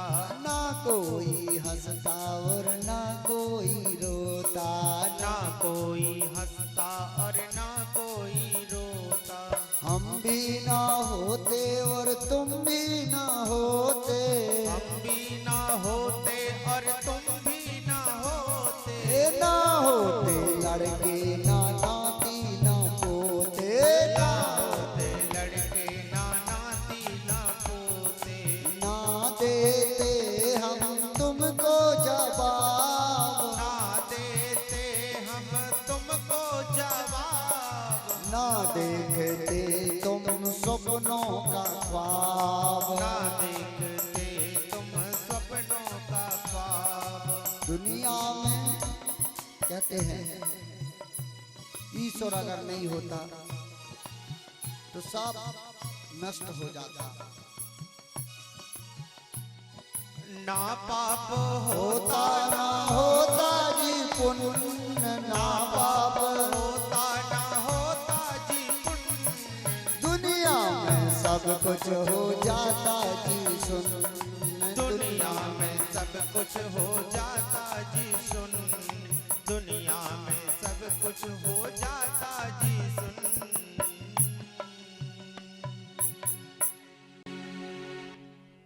कहते हैं जब इंद्रदुम्न उस ईश्वर की आराधना करने लगा, उस भोलेनाथ की आराधना करने लगा, और भोलेनाथ की आराधना में ही भगवान विष्णु की जो प्रकृति स्वरूप माया थी, उस माया ने जाकर उसको दर्शन दिया। नारायण भगवान की उस नारायणी स्वरूपा माया ने जाकर के उसको दर्शन दिया, क्योंकि पहले तो वो घेरती रही इनके प्रकार ना ये नारायण भेदो विद्यते ही विचारता, भेद को बहुत भेदन किया, लेकिन जो विचारणी बात उसका भेदन नहीं हुआ। कर्मयोग का और ज्ञान योग का दोनों का आश्रय लिया उसने। कर्मयोग उसका था कि हमें जो काम करना है, भगवान की सेवा करना है, अडिगता थी सेवा में, अडिगता थी। और ज्ञान योग उसका जो था वो इतना स्वच्छ था, इतना निर्मल था कि दूसरे विकार उसके अंदर प्रवेश ही नहीं कर पा रहे थे। ज्ञान योग बलिष्ठ था और कर्मयोग में दृढ़ता थी, और जब तक कर्मयोग में दृढ़ता ना हो और ज्ञान योग बलिष्ठ ना हो, तब तक मनुष्य माया से दूर नहीं जा सकता। माया से दूर तभी जाएगा जब कर्मयोग में दृढ़ता हो, हमारे काम करने में क्षमता। हम जाएं नर्मदा जी, हमको जाना है या नहीं जाना, इतने बजे स्नान करना है या नहीं करना, हमें इतनी पूजा करना है या नहीं करना है, हमें भगवान के पास बैठना है या नहीं बैठना है, हमें उसको पाना है या नहीं पाना है, ये कर्मयोग है, ये दृढ़ता होना चाहिए इसमें। और उसमें फिर ज्ञान योग भी हो। अगर कर्मयोग के साथ ज्ञान योग दोनों चीजें हो गई तो वो माया से दूर हो जाता है। फिर माया आकर के भी उसके सामने खड़ी हो जाए तो उसको माया घेर नहीं पाती, उसको माया प्रवेश नहीं कर पाती। उसने कर्मयोग का आश्रय लिया और दूसरा उसने ज्ञान योग का आश्रय लिया। दोनों का आश्रय लेकर के भगवान की आराधना करने लगा। तब माया आई, माया ने आकर के दर्शन दिया, बोले इंद्रदुम्न, तुमने जो तपस्या की है, जो कर्म योग और जो ज्ञान योग से भगवान को प्राप्त किया है, दृढ़ता के साथ तपस्या की इंद्रदुम्न ने, और उस तपस्या के कारण माया को आकर के प्रकट होना पड़ा और सामने माया को खड़ा होना पड़ा। माया सामने खड़ी हुई, माया ने प्रणाम किया, माया ने वंदना की, उसके कर्म योग की और उसके ज्ञान योग की, ना कि इंद्रदुम्न की। तो इंद्रदुम्न भी स्तुति करने लगा। माया ने कहा मेरी नहीं, भगवान विष्णु की करो। तब इंद्रदुम्न भगवान विष्णु की स्तुति करता है कि यज्ञेशा अच्युत गोविंदा माधवानंद केशवा और कृष्ण विष्णु ऋषि के से तुभ्यम विश्वात्मने नमः कि नमस्तोस्तु ते पुराणाय हरे विश्वमूर्तये और सर्ग स्थित विनाशानाम हेतवे अनंत शक्तये कि निर्गुणाय नमस्तुभ्यं निष्कलायामलात्मने पुरुषाय नमस्तुभ्यं विश्वरूपाय ते नमः नमस्ते वासुदेवाय विष्णवे विश्वयोनवे आदिमध्याय हीनाय ज्ञान गम्याय ते नमः नमस्ते निर्विकाराय निष्प्रपंचाय ते नमः भेदाभेद विहीनाय नमस्ते आनंद रूपिणे नमस्ताराय शांताय नमो प्रतिहात्मने अनंत मूर्ते तुभ्यं मूर्तायं नमो नमः नमस्ते परमार्थाय मायातीताय ते नमः नमस्ते परमेशाय ब्रह्मणे परमात्मने नमस्ते ते सुसूक्ष्माय। यहाँ से भगवान शंकर जी की आराधना करना चालू कर देता है। भगवान विष्णु की आराधना करते करते इंद्रद्युम्न भगवान शंकर जी की सब नमस्कार करके भगवान को, यज्ञों के स्वामी को नमस्कार, अच्युत को नमस्कार, गोविंद को नमस्कार, माधव को नमस्कार, अनंत को नमस्कार, केशव को नमस्कार, कृष्ण को नमस्कार, विष्णु को नमस्कार, ऋषिकेश को नमस्कार, विश्वात्मा को नमस्कार, पुराण पुरुष को नमस्कार, विश्वमूर्ति को नमस्कार। हिंदी में मतलब यही अर्थ होता है।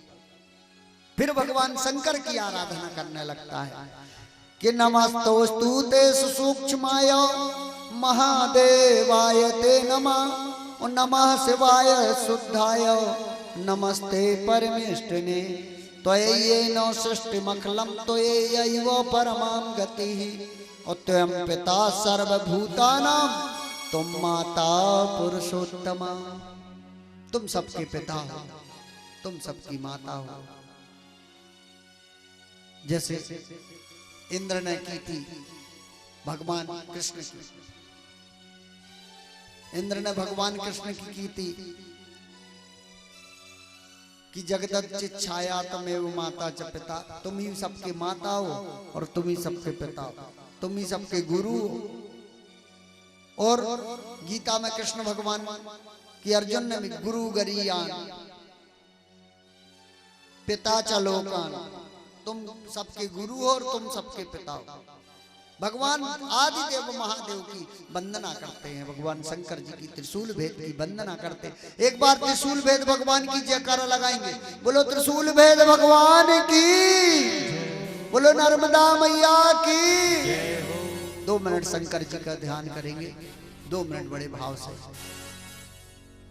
उसके बाद हम पर भी एक नजर हो,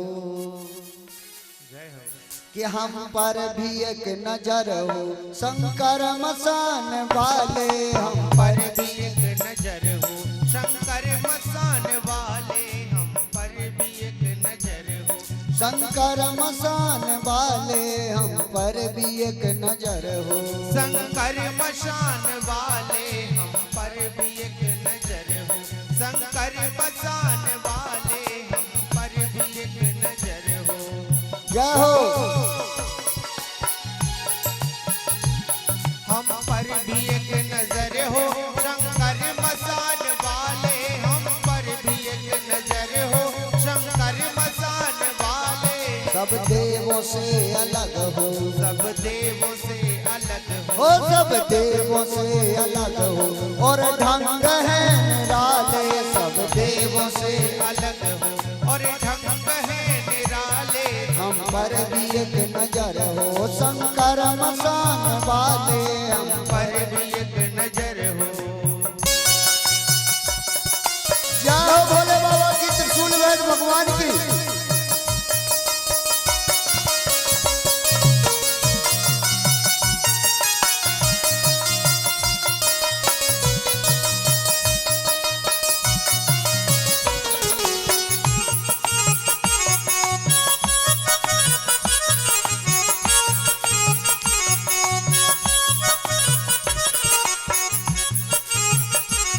हे अर्ध चंद्रधारी हे शंभु हे पिनाकी, हे अर्ध चंद्रधारी हे शंभु हे पिनाकी, हे अर्ध चंद्रधारी हे शंभु हे पिनाकी, हे अर्ध चंद्रधारी हे शंभु हे पिनाकी।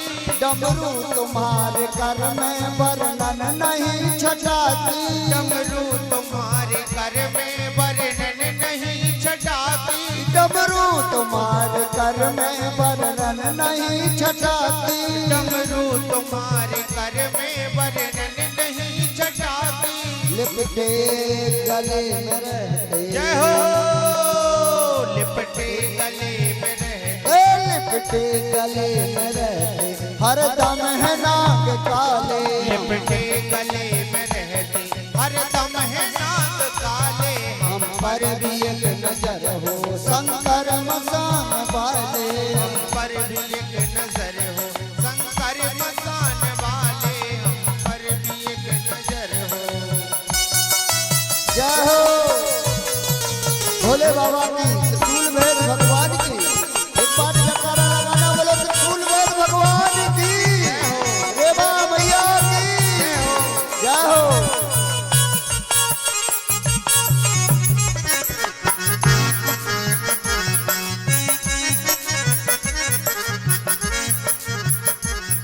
तुम नरम भी बहुत हो कहलाते भोले भाले, तुम नरम भी बहुत हो कहलाते भोले भाले, तुम नरम भी बहुत हो कहलाते भोले भाले, तुम नरम भी बहुत हो कहलाते भोले भाले।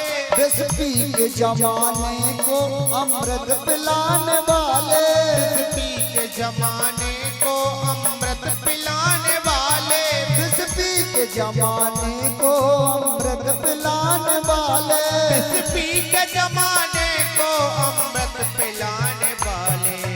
ओ भोले बाबा, लेकिन जब क्रोध आता है तब, लेकिन तुम्हारा गुस्सा, जय हो लेकिन तुम्हारा गुस्सा डरता नहीं है टाले, लेकिन तुम्हारा गुस्सा टलता नहीं है टाले। हम पर भी एक नजर हो शंकर मसान वाले, हम पर भी एक नजर हो शंकर मसान वाले, हम पर भी एक नजर। जय हो भोले बाबा की।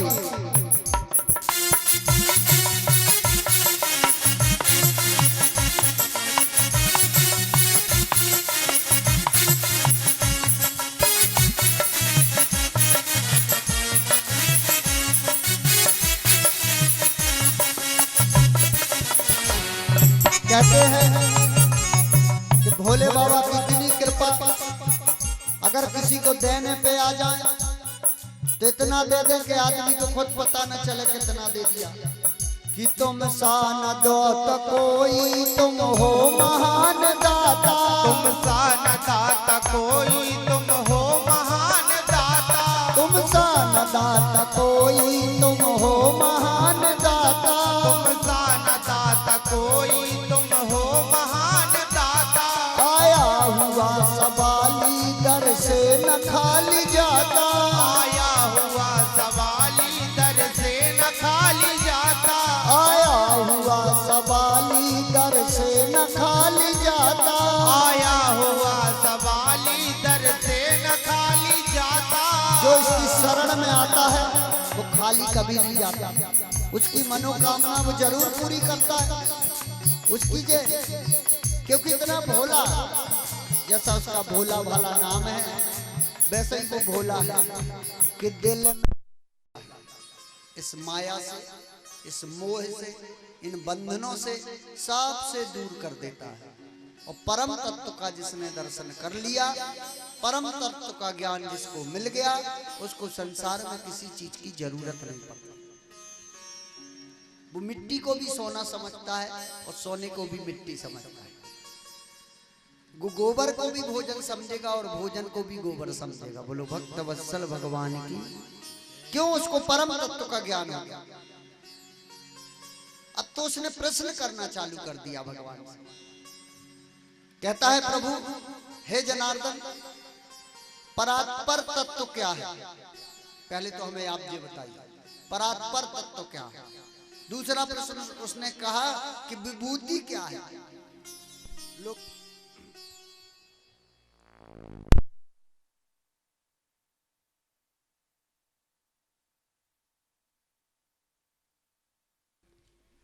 भगवान की परम कृपा, परम दया इंद्रदुम्न पर हुई। भगवान ने इंद्रदुम्न का स्पर्श किया, इंद्रदुम्न को परतत्व का ज्ञान हुआ। इंद्रदुम्न ने भगवान से प्रश्न करना प्रारंभ कर दिया कि प्रभु, पहला प्रश्न तो मेरा है परम तत्व क्या है, दूसरा प्रश्न है मेरा विभूति क्या है, तीसरा प्रश्न है मेरा कार्य क्या है, और चौथा प्रश्न है मेरा कारण क्या है, और पांचवा प्रश्न है कि आप कौन हैं, और छठवां प्रश्न है मेरा कि आपकी प्रवृत्ति क्या है। ये 6 प्रकार के प्रश्न इंद्रदुम्न ने करना प्रारंभ कर दिए। भगवान बोले सबसे पहले तो मैं आपको बताऊं कि परात्पर तत्व क्या है, परम तत्व क्या है। जो बोले अखंड पराब्रह्म परमात्मा का स्वरूप है, जो परमात्मा का आनंद स्वरूप है, जो स्वयं प्रकाशमान है, जो अविनाशी है लेकिन होते हुए भी दिखाई नहीं दे रहा है, लेकिन दिखाई नहीं दे रहा। कैसे? जैसे ये वस्त्र, ये सारा वस्त्र जो है ये वस्त्र है, लेकिन ये वस्त्र है बना किस चीज से है? एक धागे से। एक ही धागे से सारे वस्त्र बने। ये चटाई भी धागे से बनी, गद्दा भी धागा से बना, कुर्ता भी, पैंट भी, शर्ट भी, साड़ी भी, सब धागे से बना, लेकिन वो धागा दिखाई नहीं दे रहा है। लेकिन वो धागा दिखाई नहीं दे रहा, वो अंतर है धागा। और कोई ये भी नहीं कहता कि ये धागा से बना, कोई ये भी नहीं कहता कि वास्तविक में धागा है, उसको कहता नहीं। उसी प्रकार इस परमात्मा से, इस ब्रह्मांड के समस्त जीवों का निर्माण है और समस्त प्राणियों का निर्माण है, लेकिन वो परमात्मा दिखाई नहीं देता, धागे की तरह सब में समाहित। नाम सबके अलग अलग, किसी का पैंट, किसी का शर्ट, किसी का मनुष्य, किसी का भेड़, किसी का बकरी, अलग अलग नाम है। परमात्मा कहते हैं उस अविनाशी को जो तम रूपी अंधकार को नाश करता है, जो सर्वथा परे है, इस संसार से भी परे, इस विश्व से भी परे, इस दुनिया से भी परे और सारे देवताओं से परे है, वो है अविनाशी, जिसका कभी नाश नहीं होता, जो अनंत काल में भी, जो प्रलय में भी रहता है और जो प्रारंभ में भी रहता है, वही अविनाशी है। अविनाशी सबको नहीं कह सकते। और तुमने प्रश्न किया परमात्मा का कार्य क्या है, तो बोले अविनाशी जो है विशुद्ध अव्यक्त तत्व में रहता है, इस संसार की वासनाओं से अलग होकर के भली भांत अर्चना करो। उसका काम है आदेशित करना, इशारा करना, उसका काम है इच्छाएं प्रकट करना। उसकी अविनाशी की एक इच्छा होती है, सृजन हो जाता है, सब बन जाते हैं, सब बन जाते हैं, उसकी इच्छा से बनते हैं जितने भी जीव जंतु, चाहे वो जड़ाज हो, चाहे वो उद्भिज हो, चाहे वो जरायुज हो,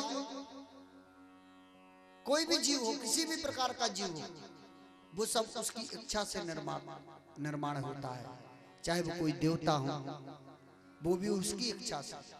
राक्षस उसकी इच्छा से। जब तो आप लोग ने कहानी जब सुनते हैं राक्षसों की, दैत्यों की, तो वो कोई ना कोई रूप से भगवान के द्वारा ही दैत्य बनाया जाता है और भगवान के द्वारा ही मोक्ष होता है। क्यों? इससे स्पष्ट समझ में आता ना कि मेरे ही द्वारा तू बनाया जाएगा और अंत में मेरे में ही समाहित हो जाएगा, अंत में भी मेरे में समाहित हो जाएगा, अंत में तू अलग नहीं रहेगा। बोले प्रभु आपने बहुत सुंदर बताया। इसके बाद आप ये बताओ वर्णों आश्रमों में इसके नियम क्या है। जिस सीधी कूर्म पुराण जो है ना, सीधी भगवान से प्रश्न कर रहे इंद्र। भगवान ने स्वयं इस पुराण को बोला है, भगवान ने स्वयं बोला है और इंद्रदुम्न ने पूरे प्रश्न किए हैं, पूरे प्रश्न किए हैं। प्रभु इस सृष्टि का आविर्भाव, सृष्टि का प्राकट्य कैसे होता है, हमें क्या आप बताएंगे? बोले बिल्कुल बताएंगे। बोले शृणुध्वम्रक्या सर्वे यत् पृष्ठोऽहं जगद्धितं यक्षमाणं मया सर्वो इंद्रदुम्नाय भासितं भूतै भव्यै विबद्भैवो चरतैरो रूपबृंहितं पुराणं पुण्यदं नृणां मोक्षधर्मानुकीर्तनं अहम नारायणो देवा पूर्वमासम न मे परम उपास्यो विपुलाम निद्राम भोग सय्या समार्जितम। भगवान बताते हैं कि जब इस संसार में कुछ नहीं रहता तब मैं शेष सैया पर विराजमान रहता हूं। मैं देव रूप में रहता हूं। मैं तुम्हें पूर्व काल का वृत्तांत बताता हूं। और बोले जब मैं प्रगाढ़ योग निद्रा का आश्रय लेता हूं शेष सैया में, और जब मेरी पूरी रात बीत जाती है, जब सुबह जागता हूं तो अकस्मात मेरी नाभि से एक कमल का पुष्प निकलता है। उस कमल के पुष्प पर चतुर्मुख ब्रह्मा बैठे, 4 मुंह के ब्रह्मा बैठे, एक पूरा पश्चिम उत्तर दक्षिण 4 मुंह के ब्रह्मा बैठे। अकस्मात उस ब्रह्मा को देखकर भगवान कहते मुझे क्रोध आता।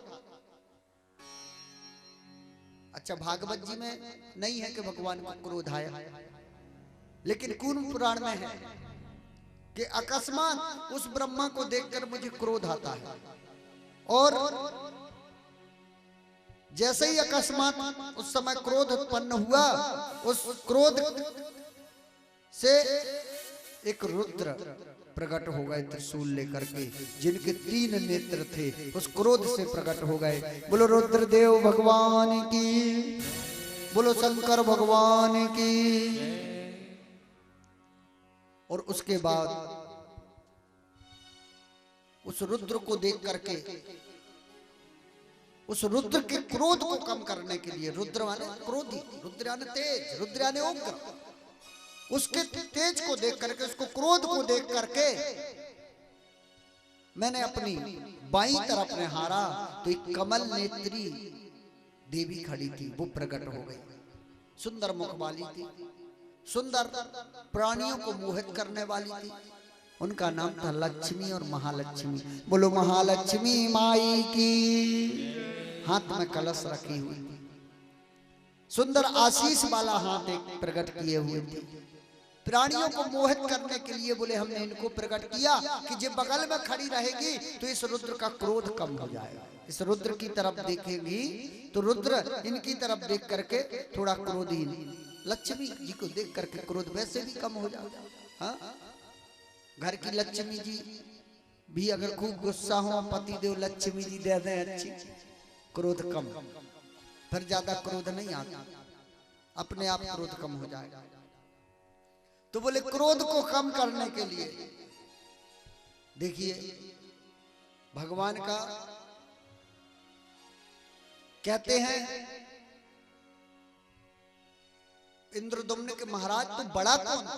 बोले बड़ा कोई नहीं होता, बड़ा तो वो होता है संसार में जो ज्यादा मेहनत जिसको पड़े, जो ज्यादा मेहनत से बने वो ही बड़ा होता है। जो अचानक बड़ा हो जाए वो बड़ा नहीं कहलाता। जिसको बाप की संपत्ति मिल जाए, दादा की मिल जाए, ताऊ की मिल जाए, काका की मिल जाए और संपत्ति पर बैठ जाए वो काहे का बड़ा? बोलो भक्त वत्सल भगवान की। 2 होते हैं, एक बार बड़ी भी खड़ी थी और बड़ा भी खड़ा था। कौन बड़ा? दही बड़ा।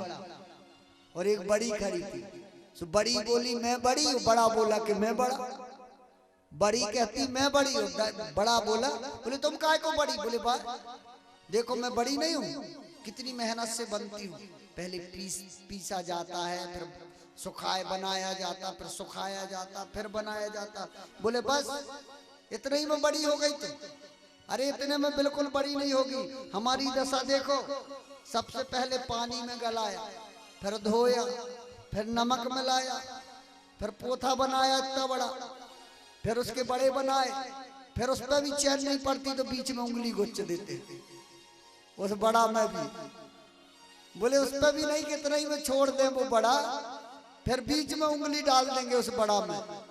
बोले वो डाली, फिर उसको पानी में डाला, फिर उसमें थोड़ी सी मिर्च लगाई, उस पर भी चैन नहीं पड़ती आदमी को, तो कहो खट्टी दही में डाल दे। बोलो भक्त वत्सल भगवान की है। इसलिए बोले हमें लोग बड़ा कहते हैं, बड़ा साधारण नहीं होता। बड़ा सब लोग नहीं तो सबको ने बड़ा कहने लगे, तुझे तो बड़ी कहते हैं। बड़ी से होता है बड़ा, तो जो बड़ा होता है उस वो बहुत मेहनत से बनता है। भगवान कहते ऐसे बड़ा नहीं हो जाता है आदमी।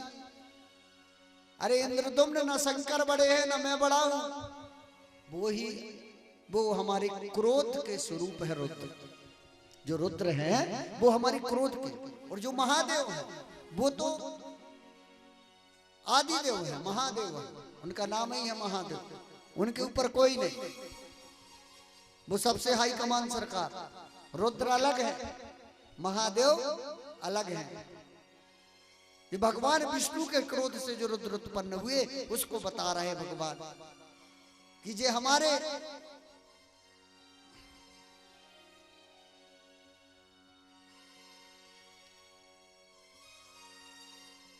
बड़े भाव से 2 मिनट के लिए हम कीर्तन कर लें, क्योंकि हमें पता है कथा ही कथा सुना रहे आज हम, तो कोई का मन नहीं लग रहा। बड़े भाव के साथ 2 मिनट से कीर्तन कर लें, और कल से हम कथा सुनाएंगे मिर्ची मिला मिला कर, चिंता ना करो। बोलो भक्त वत्सल भगवान की। और भगवान जब ब्रह्मा जी का प्राकट्य हुआ तो ब्रह्मा जी अपनी, हम आए कहां से ये देखने के लिए उस कमल की डंठल को पकड़ करके भगवान के अंततः ब्रह्मा जी ने प्रयास किया। और कहते 27,000 वर्षों तक ब्रह्मा नीचे गए, लेकिन उनको कहीं अपने अंत का पता नहीं चला। ब्रह्मा जी ने भगवान विष्णु की आराधना की। भगवान ने कहा तुमको सहज भाव से सृष्टि की रचना करना है, इस सृष्टि को आगे बढ़ाना, वो तुम्हारे द्वारा होगा। तो ब्रह्मा जी के जो 4 वंश है उनसे सहज भाव से ही 4 वेदों का प्राकट्य हुआ। यजुर्वेद, अथर्ववेद, ऋग्वेद और सामवेद, इन 4 वेदों का प्राकट्य हुआ।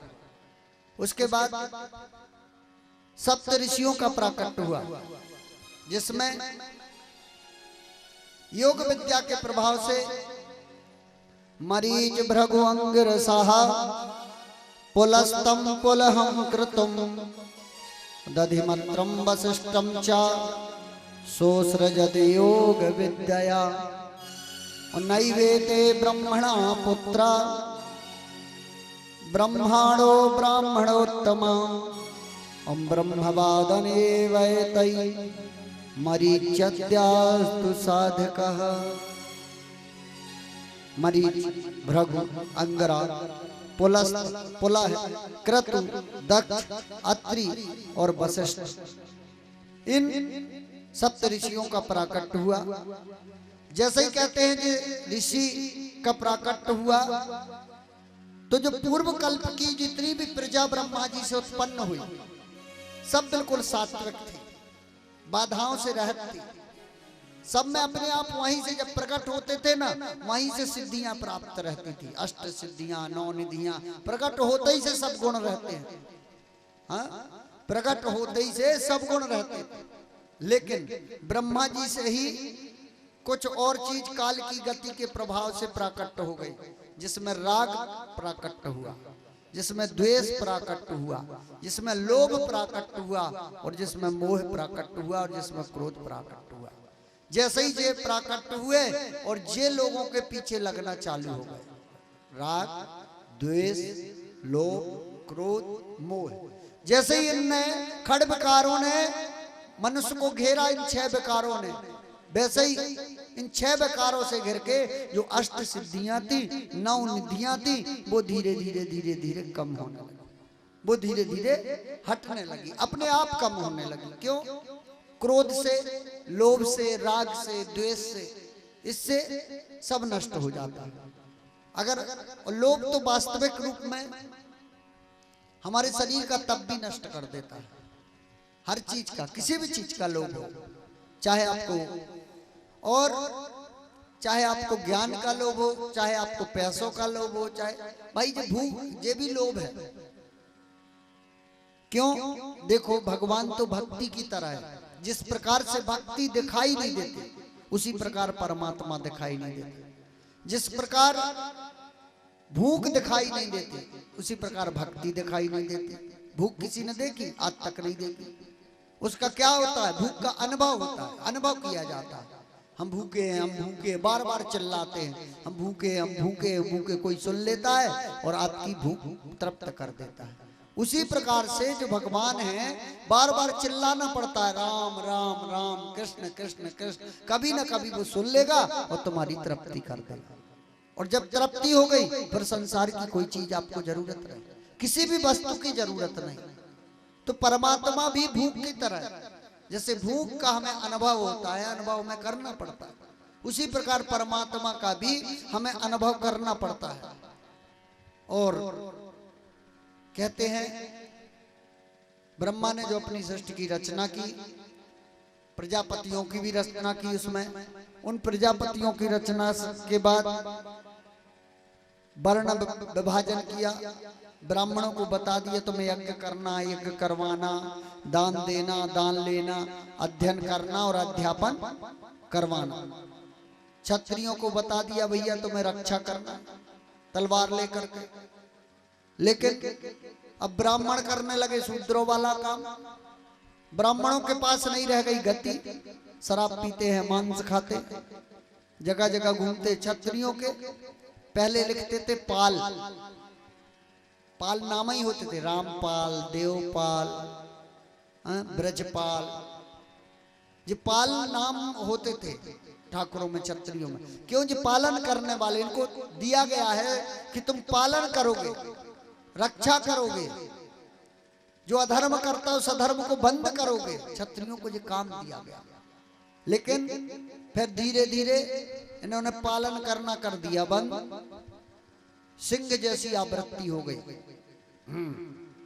जैसी शेर करता है, कई बार में अपना शिकार को पार कर देता है, तो सिंह जैसी आवृत्ति हुई तो पाल छोड़ करके नाम में आ गया सिंह, फलाने सिंह, ढकाने सिंह। फिर नाम में सिंह चलने लगा।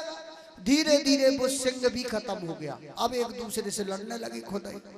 तो अब कई लोग सीधा सीधा लिख देते सिंह, फलाने सिंह। बोलो भक्त वत्सल भगवान की, सीधे सिंह लिखते हैं। पाल हुआ, फिर सिंह हुआ, फिर सिंह हो गया। सीधे खटपट खटपट, एक सिंह दूसरे से बड़ा और खटपट होने लगा। तो ये छत्री जो है, वर्ण विभाजन तो कूर्म पुराण में लिखा है कि भगवान ने किया सबका। ब्राह्मणों को अलग दिया कि भैया तुम्हें यज्ञ करना है, यज्ञ करवाना है। तो अब कुछ ब्राह्मण यज्ञ करते हैं, कुछ यज्ञ करवाते, कुछ जूता की दुकान खोले हैं। बोलो भक्त वत्सल भगवान की। हाँ, अब ऐसी वर्ण व्यवस्था कलयुग में गड़बड़ा गई है, कौन किसका काम वो नहीं करते। हमने देखा ब्राह्मण जूता चप्पल की दुकान खोले हैं, ब्राह्मण दर्जी की दुकान खोले, कपड़ा चल रहा है। बोलो भक्त वत्सल भगवान की। हाँ, अच्छे अच्छे ब्राह्मण, ब्राह्मण की औरतें नाउनी का, खवासन का काम करती हैं, ब्यूटी पार्लर खोले हैं, मुंह घिसती हैं दूसरों के। बोलो भक्त वत्सल भगवान की। अच्छे अच्छे पंडितों का, बोले ये शुक्ला जी की मैसेज का ब्यूटी पार्लर है, ये पांडे जी की मैसेज का ब्यूटी पार्लर है।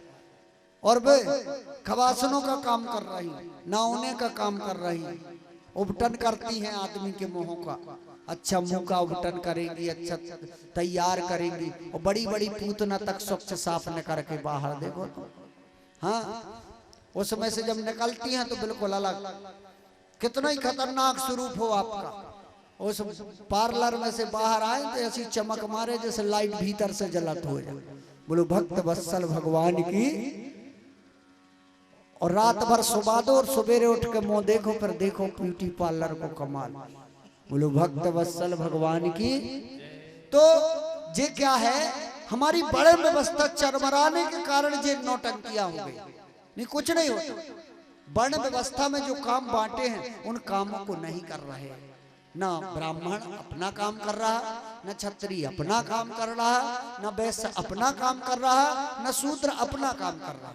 शूद्र को तो सेवा दी गई थी, वैश्य को तो वाणिज्य करके कमाना, उन आयात निर्यात करना, ये काम दिया गया था। लेकिन अब तो किसी में कुछ रह नहीं गया।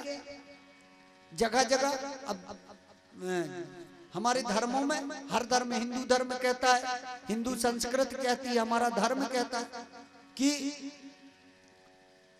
आप सत्यता पर चलो, अहिंसात्मक बनो, ये हमारा धर्म कहता है। भाई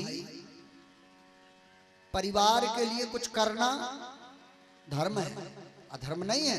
परिवार के साथ रहना भी धर्म है, बच्चे पैदा करना भी धर्म है, उनके लिए उनका पालन पोषण करना भी धर्म है, उनको पढ़ाना लिखाना भी धर्म है, उनके लिए घर गृहस्थी बनाना भी धर्म है। लेकिन उन सबको अपना मान लेना धर्म है। जो आपने किया उस सबको अगर आपने अपना मान लिया वो अधर्म है। क्या भरोसा कि आपका बच्चा आपके जीवन तक साथ देगा, अंतिम तक साथ देगा? क्या भरोसा है? कोई भरोसा नहीं। जो आपने मकान बनाया, क्या पता कि ये मकान आपको साथ ही देगा? अरे वो तो किसी और का हो गया। आपने बनाया जरूर, लेकिन आपका बेटा और आपकी बहू राज करेगा इसमें, आपके परिवार वाले राज करेंगे। जब आप चले जाएंगे आपको नहीं मिलेगा, वो किसी और का है, आप तो सिर्फ कर रहे हो। धर्म क्या है? धर्म क्या है? धर्म तो वास्तविक धर्म है भगवान की सेवा करना, भगवान को पहचानना, भगवान की शरण में आना, सत्यता को धारण करना। एक और कहा है ना कि धर्म न दूसर सत्य समाना, और आगम निगम पुराण बखाना। धर्म न दूसर सत्य समाना, धर्म न दूसर सत्य समाना, आगम निगम पुराण बखाना, आगम निगम पुराण बखाना। धर्म न दूसर सत्य समाना, आगम निगम पुराण बखाना।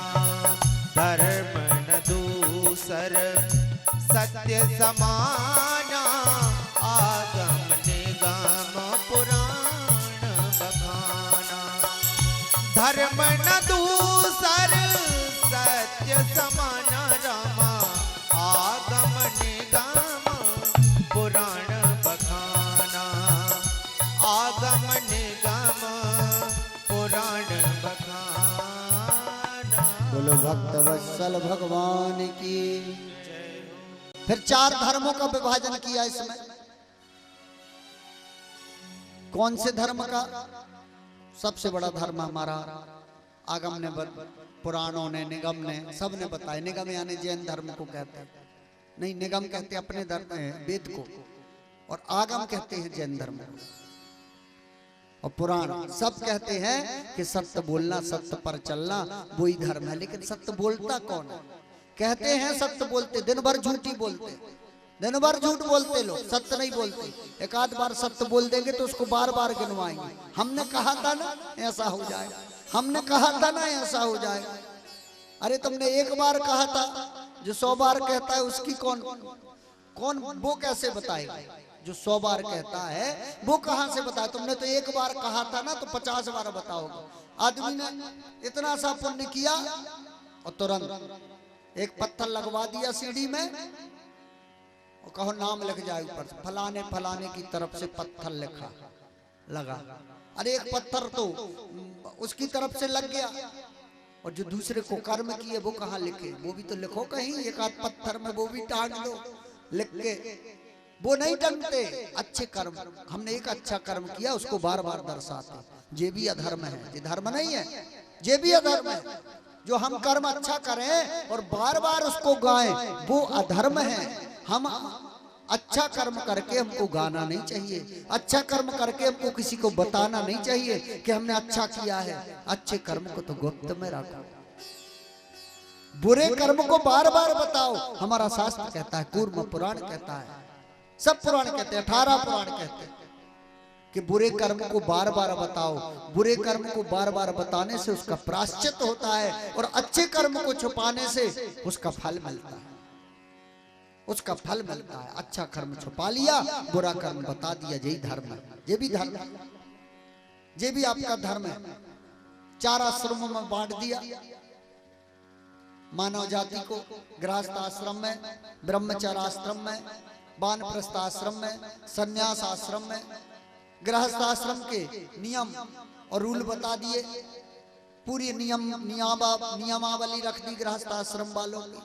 गृहस्थ में रहो तो कैसा करना चाहिए, पत्नी के साथ कैसे रहना चाहिए और इनके साथ कैसा व्यवहार करना चाहिए, संतान हो तो क्या करना चाहिए, वानप्रस्थ आदमी कब हो जाए, ब्रह्मचारी बने तो उसमें क्या क्या नियम है, और अगर सन्यासी बने तो सन्यासी को क्या क्या चाहिए।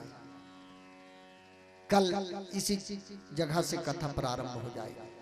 कल की कथा में इसी जगह से कथा प्रारंभ हो जाएगी कि वानप्रस्थ कहाँ से बने, सन्यासी कहाँ से बने, गृहस्थ कहाँ से बने और गृहस्थ को क्या करना चाहिए, कहाँ तक जाना चाहिए। वैसे तो हमारी उम्र हमें बताने लगती है, क्यों? आदमी का जहां 50-50 हुआ तो कार्यक्रम खत्म, 50 साल का हुआ और गिनती बताने लगती है 51। ए भैया बन खा जाओ, घर में काम नहीं है। 51 नहीं माने, फिर बताया उसने 52, नहीं गए तुम अभी तक। फिर यहां से रुकी गिनती 53, फिर 54, फिर उसने 55 में नहीं बताया, 56 में नहीं बताया, फिर 57 से फिर बताने लगा वो कि 57, 58। मतलब तुम बन को जाओ, जैसे भी जाना है जाओ, और नहीं मानते तो 60 साल में तो सरकार तक रिटायरमेंट कर देती। तुम कोई काम के नहीं, घर बैठो, घर बैठो, कोई काम के नहीं हो। शासन तक नहीं रखती कि ये 60 साल का हो गया कब मर जाएगा, कोई ठिकाना नहीं, अब भजन कर लो। लेकिन आदमी नहीं करता। आदमी के विकार जो है इतने बढ़ गए, मोह जो है इतना बढ़ गया, इस माया ने इतना घेर लिया है। साहब भगवान से कम। अभी पता है अपने यहाँ कल पेपर में निकलवा दो कि 50 किलो की रबड़ी बटना है, तो पर भीड़ देख लो तो तुम बोलो भक्त वत्सल भगवान की। और तुम कह दो कि माला जाप होना है तो फिर 4 ही 5 बचो, जो बाहर के आए वे भी चले जाए, माला जाप को करे 4 घंटा बैठ, 4 घंटा माला जाप नहीं कर सकते, भजन नहीं कर सकते हैं। क्यों? अब आदमी के विकार जो है, विकार नहीं करने देते। आदमी तो करना चाहता है, आदमी की तो इच्छा होती है, आदमी का मन होता, आदमी के भाव होते, तब तो आए यहाँ तक। मन ने भेजा, भाव कह रहा है त्रिशूल भेज चलो, डुबकी लगाने से काम बनेगा। लेकिन जो मन है, मन ने भेजा, भाव कह रहा है, लेकिन जो विकार है वो विकार उचित समय पर उचित कार्य नहीं करने देते, उचित समय पर उचित कार्य नहीं करने देते। जो विकार होगा, एक बार जयकारा लगाएंगे, बोलो भक्त वत्सल भगवान की। महाराज श्री जितेंद्र चतुर्वेदी जी जो अपने 2 शब्दों का उद्बोधन करना चाहते हैं, आप सुनिए और फिर हम आरती करेंगे और उसके बाद समापन आज की कथा। नमो महद्भ्यः त्वदीय पाद पंकजम नमामि देवी नर्मदे। वंदे नंदसुतं कृष्णं वंदे श्रीवृषभानुजां वृंदावनं गोवर्धनं वंदे ब्रजवसुंधरां वंदे शूरसुतां देवीं कालिंदीं जलरूपिणीं भुक्तिमुक्तिप्रदां दिव्यां वृंदावन विहारिणीं श्रीराधा पद पद्मरज वंदौ बारंबार कृपा करो श्री लाडली मोहन प्राण आधार रास बिहारिणी श्यामा प्यारी करहु कृपा बरसाने वारी अब है शरण तुम्हारी वृषभानु दुलारे।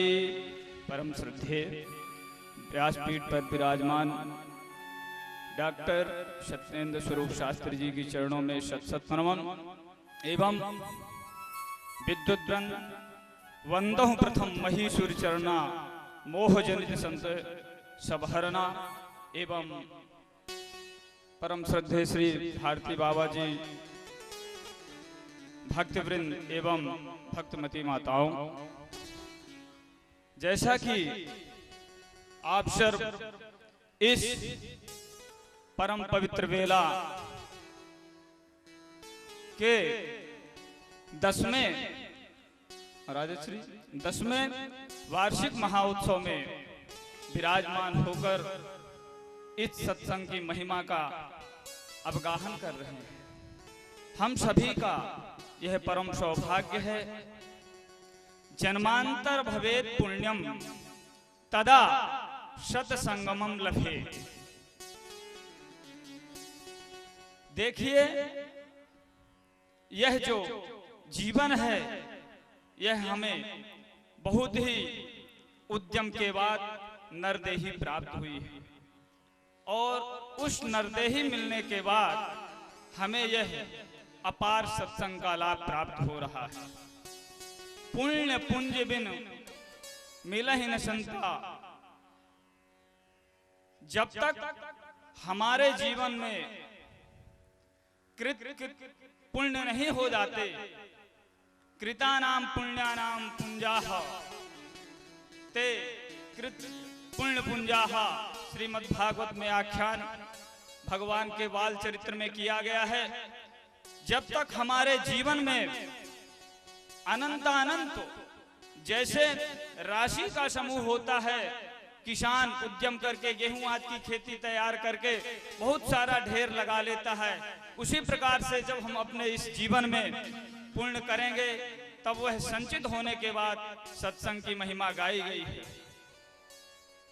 तो हम सभी अपने जीवन के निर्वाह में यह मार्ग अवश्य अपनाएं। देखिए, खाने कमाने में तो संपूर्ण जीवन ही चला जाता है और यह दुर्लभ जो देही है इसके लिए हमें क्या करना चाहिए? वह है सर्वप्रथम सत्संग। बिनु सत्संग विवेक न होई। यह आवश्यक है कि बगैर सत्संग के विवेक की प्राप्ति नहीं हो सकती है। होई विवेक मोह भ्रम भागा, तब रघुनाथ चरण अनुरागा। जब हमें विवेक की प्राप्ति होती है तब जो हमारे हृदय में काम क्रोध लोभ मोह मद मत्सर ये बड़े बड़े अजगर बैठे हुए हैं तब उनका सत्यानाश होगा। इसलिए हमें काल व्याल मुखग्रास त्रास निर्नाश हेतवे, यह काल रूपी जो व्याल है वह हमें निरंतर अपना ग्रास बनाता चला जा रहा है। उससे कैसे बचे, उस महिमा के लिए हमें अपने सद्गुरु के चरणन पर आना चाहिए और सत्संग का अवगाहन करना चाहिए। यह अवसर नित्य प्रति नहीं मिल पाता है, समय आने पर ही इन अवसरों में हमें सत्संग की यह दुर्लभ छटा की प्राप्ति होती है।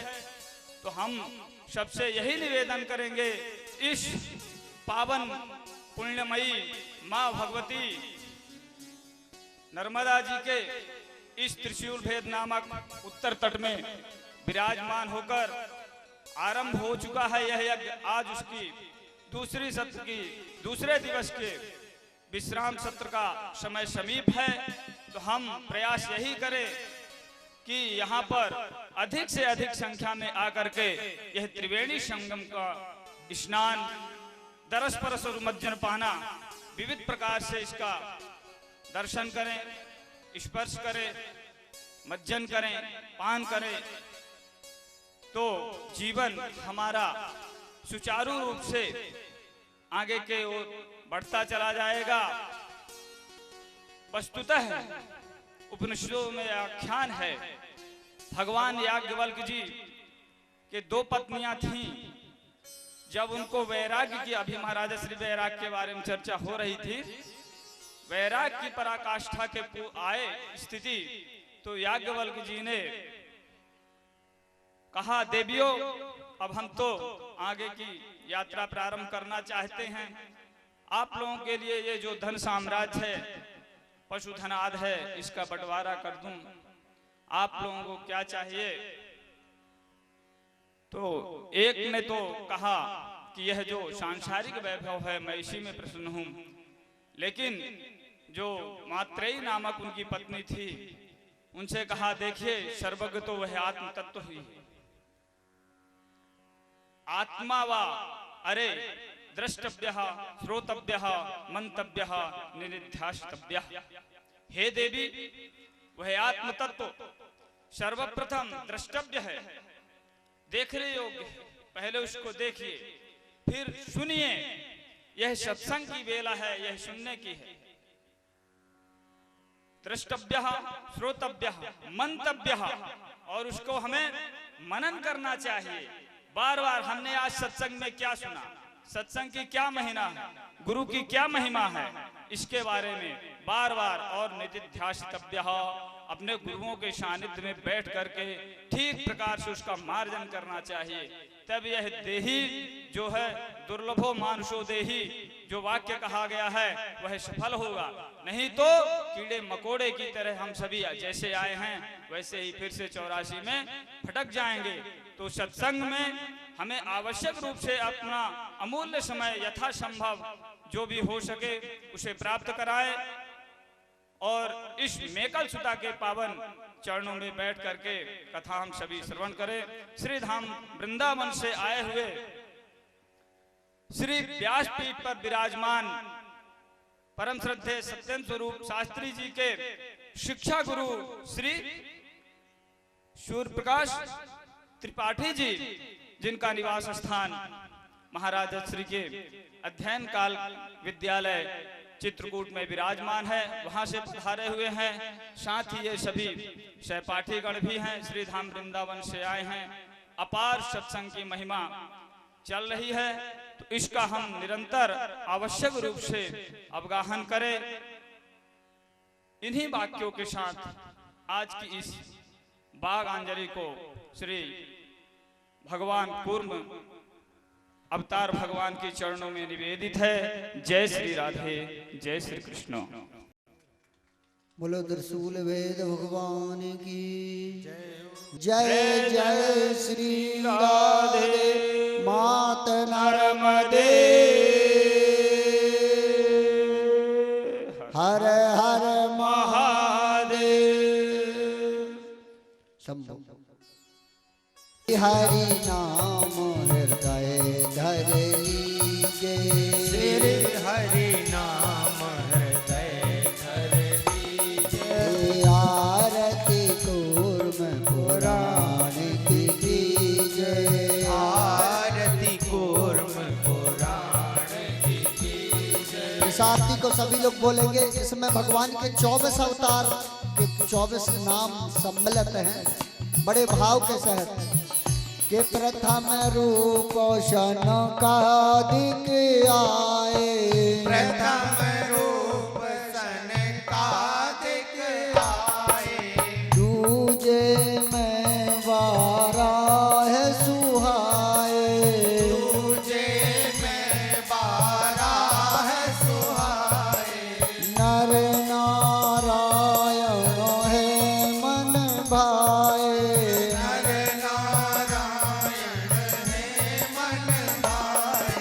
कपिल देव जी के दर्शन कीजे, कपिल देव जी के दर्शन कीजे।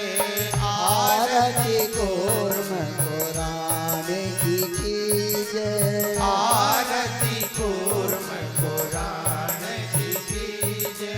श्री हरि नाम हृदय धर लीजे, श्री हरि नाम हृदय धर लीजे। दत्तात्रेय और यज्ञ भगवाना, दत्तात्रेय और यज्ञ भगवाना। ऋषभ देव और पृथु का आना, ऋषभ देव और पृथु का आना, मत्स्य अवतार जगत है जाना, मत्स्य अवतार जगत है जाना, 11 में कच्छप धर लीजे, 11 में कच्छप धर लीजे, आरती कूर्म पुराण की कीजे, आरती कूर्म पुराण की कीजे, अपनो जन्म सफल कर लीजे, अपनो जन्म सफल कर लीजे, श्री हरि नाम हृदय धर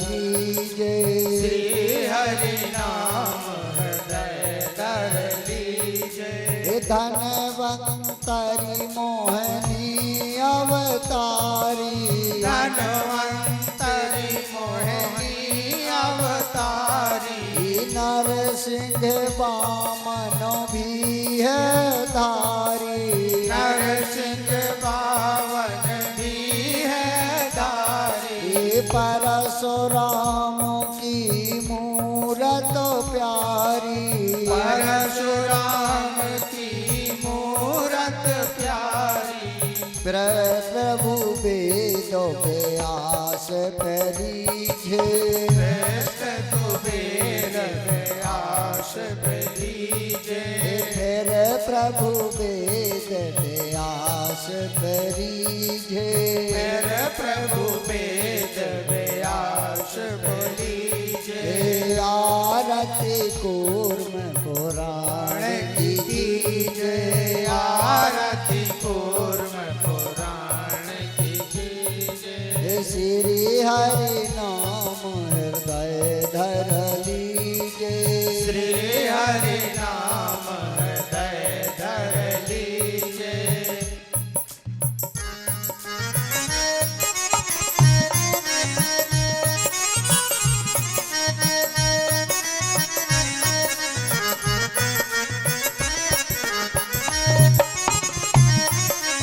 श्री राम जी बलराम जी आए, श्री राम जी बलराम जी आए, कृष्ण कन्हैया जसुदन जा, हरेंगे सबका सारा, आया है तो रूप जगत से न्यारा, यह तो रूप जगत से न्यारा, इस छवि को हृदय धर लीजे, इस छवि को हृदय धर लीजे, आरती कूर्म पुराण की कीजे, आरती कूर्म पुराण की कीजे, कर्पूर गौरम करुणावतारम संसार सारम भुजगेन्द्रहारं, सदा वसन्तं हृदयारविन्दे भवं भवानी सहितं नमामि, मन्दारमाला कुलतालकाय कपालमाला चंद्रशेखराय, दिगंबराय च दिगंबराय नमः शिवाय ओम नमः शिवाय, त्वमेव माता च पिता त्वमेव बन्धु च सखा त्वमेव वेद्या द्रविणं त्वमेव सर्वं मम देवदेव, गुरुर्ब्रह्मा गुरुर्विष्णु गुरुर्देवो महेश्वरा, गुरुर्साक्षात् परब्रह्म तस्मै श्री गुरवे नमः। अच्युतं केशवं राम नारायणं कृष्ण दामोदरं वासुदेवं हरि श्रीधरं माधवं गोपिका वल्लभं जानकी नायकं रामचन्द्रं भजे, हरे राम राम राम हरे हरे, हरे कृष्ण कृष्ण कृष्ण हरे हरे, हरे राम राम राम हरे हरे, हरे कृष्ण कृष्ण कृष्ण हरे हरे, हरे राम राम राम हरे हरे, हरे कृष्ण कृष्ण कृष्ण हरे हरे। बोलो भक्त वत्सल भगवान की, कूर्म महापुराण की, त्रिशूल भेद भगवान की, नर्मदा माई की, परम ज्योति माई की, शीतला माई की।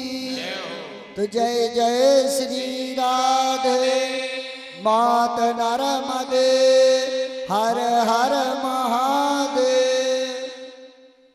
चले शीतली सब लोग प्रसाद लेंगे। वो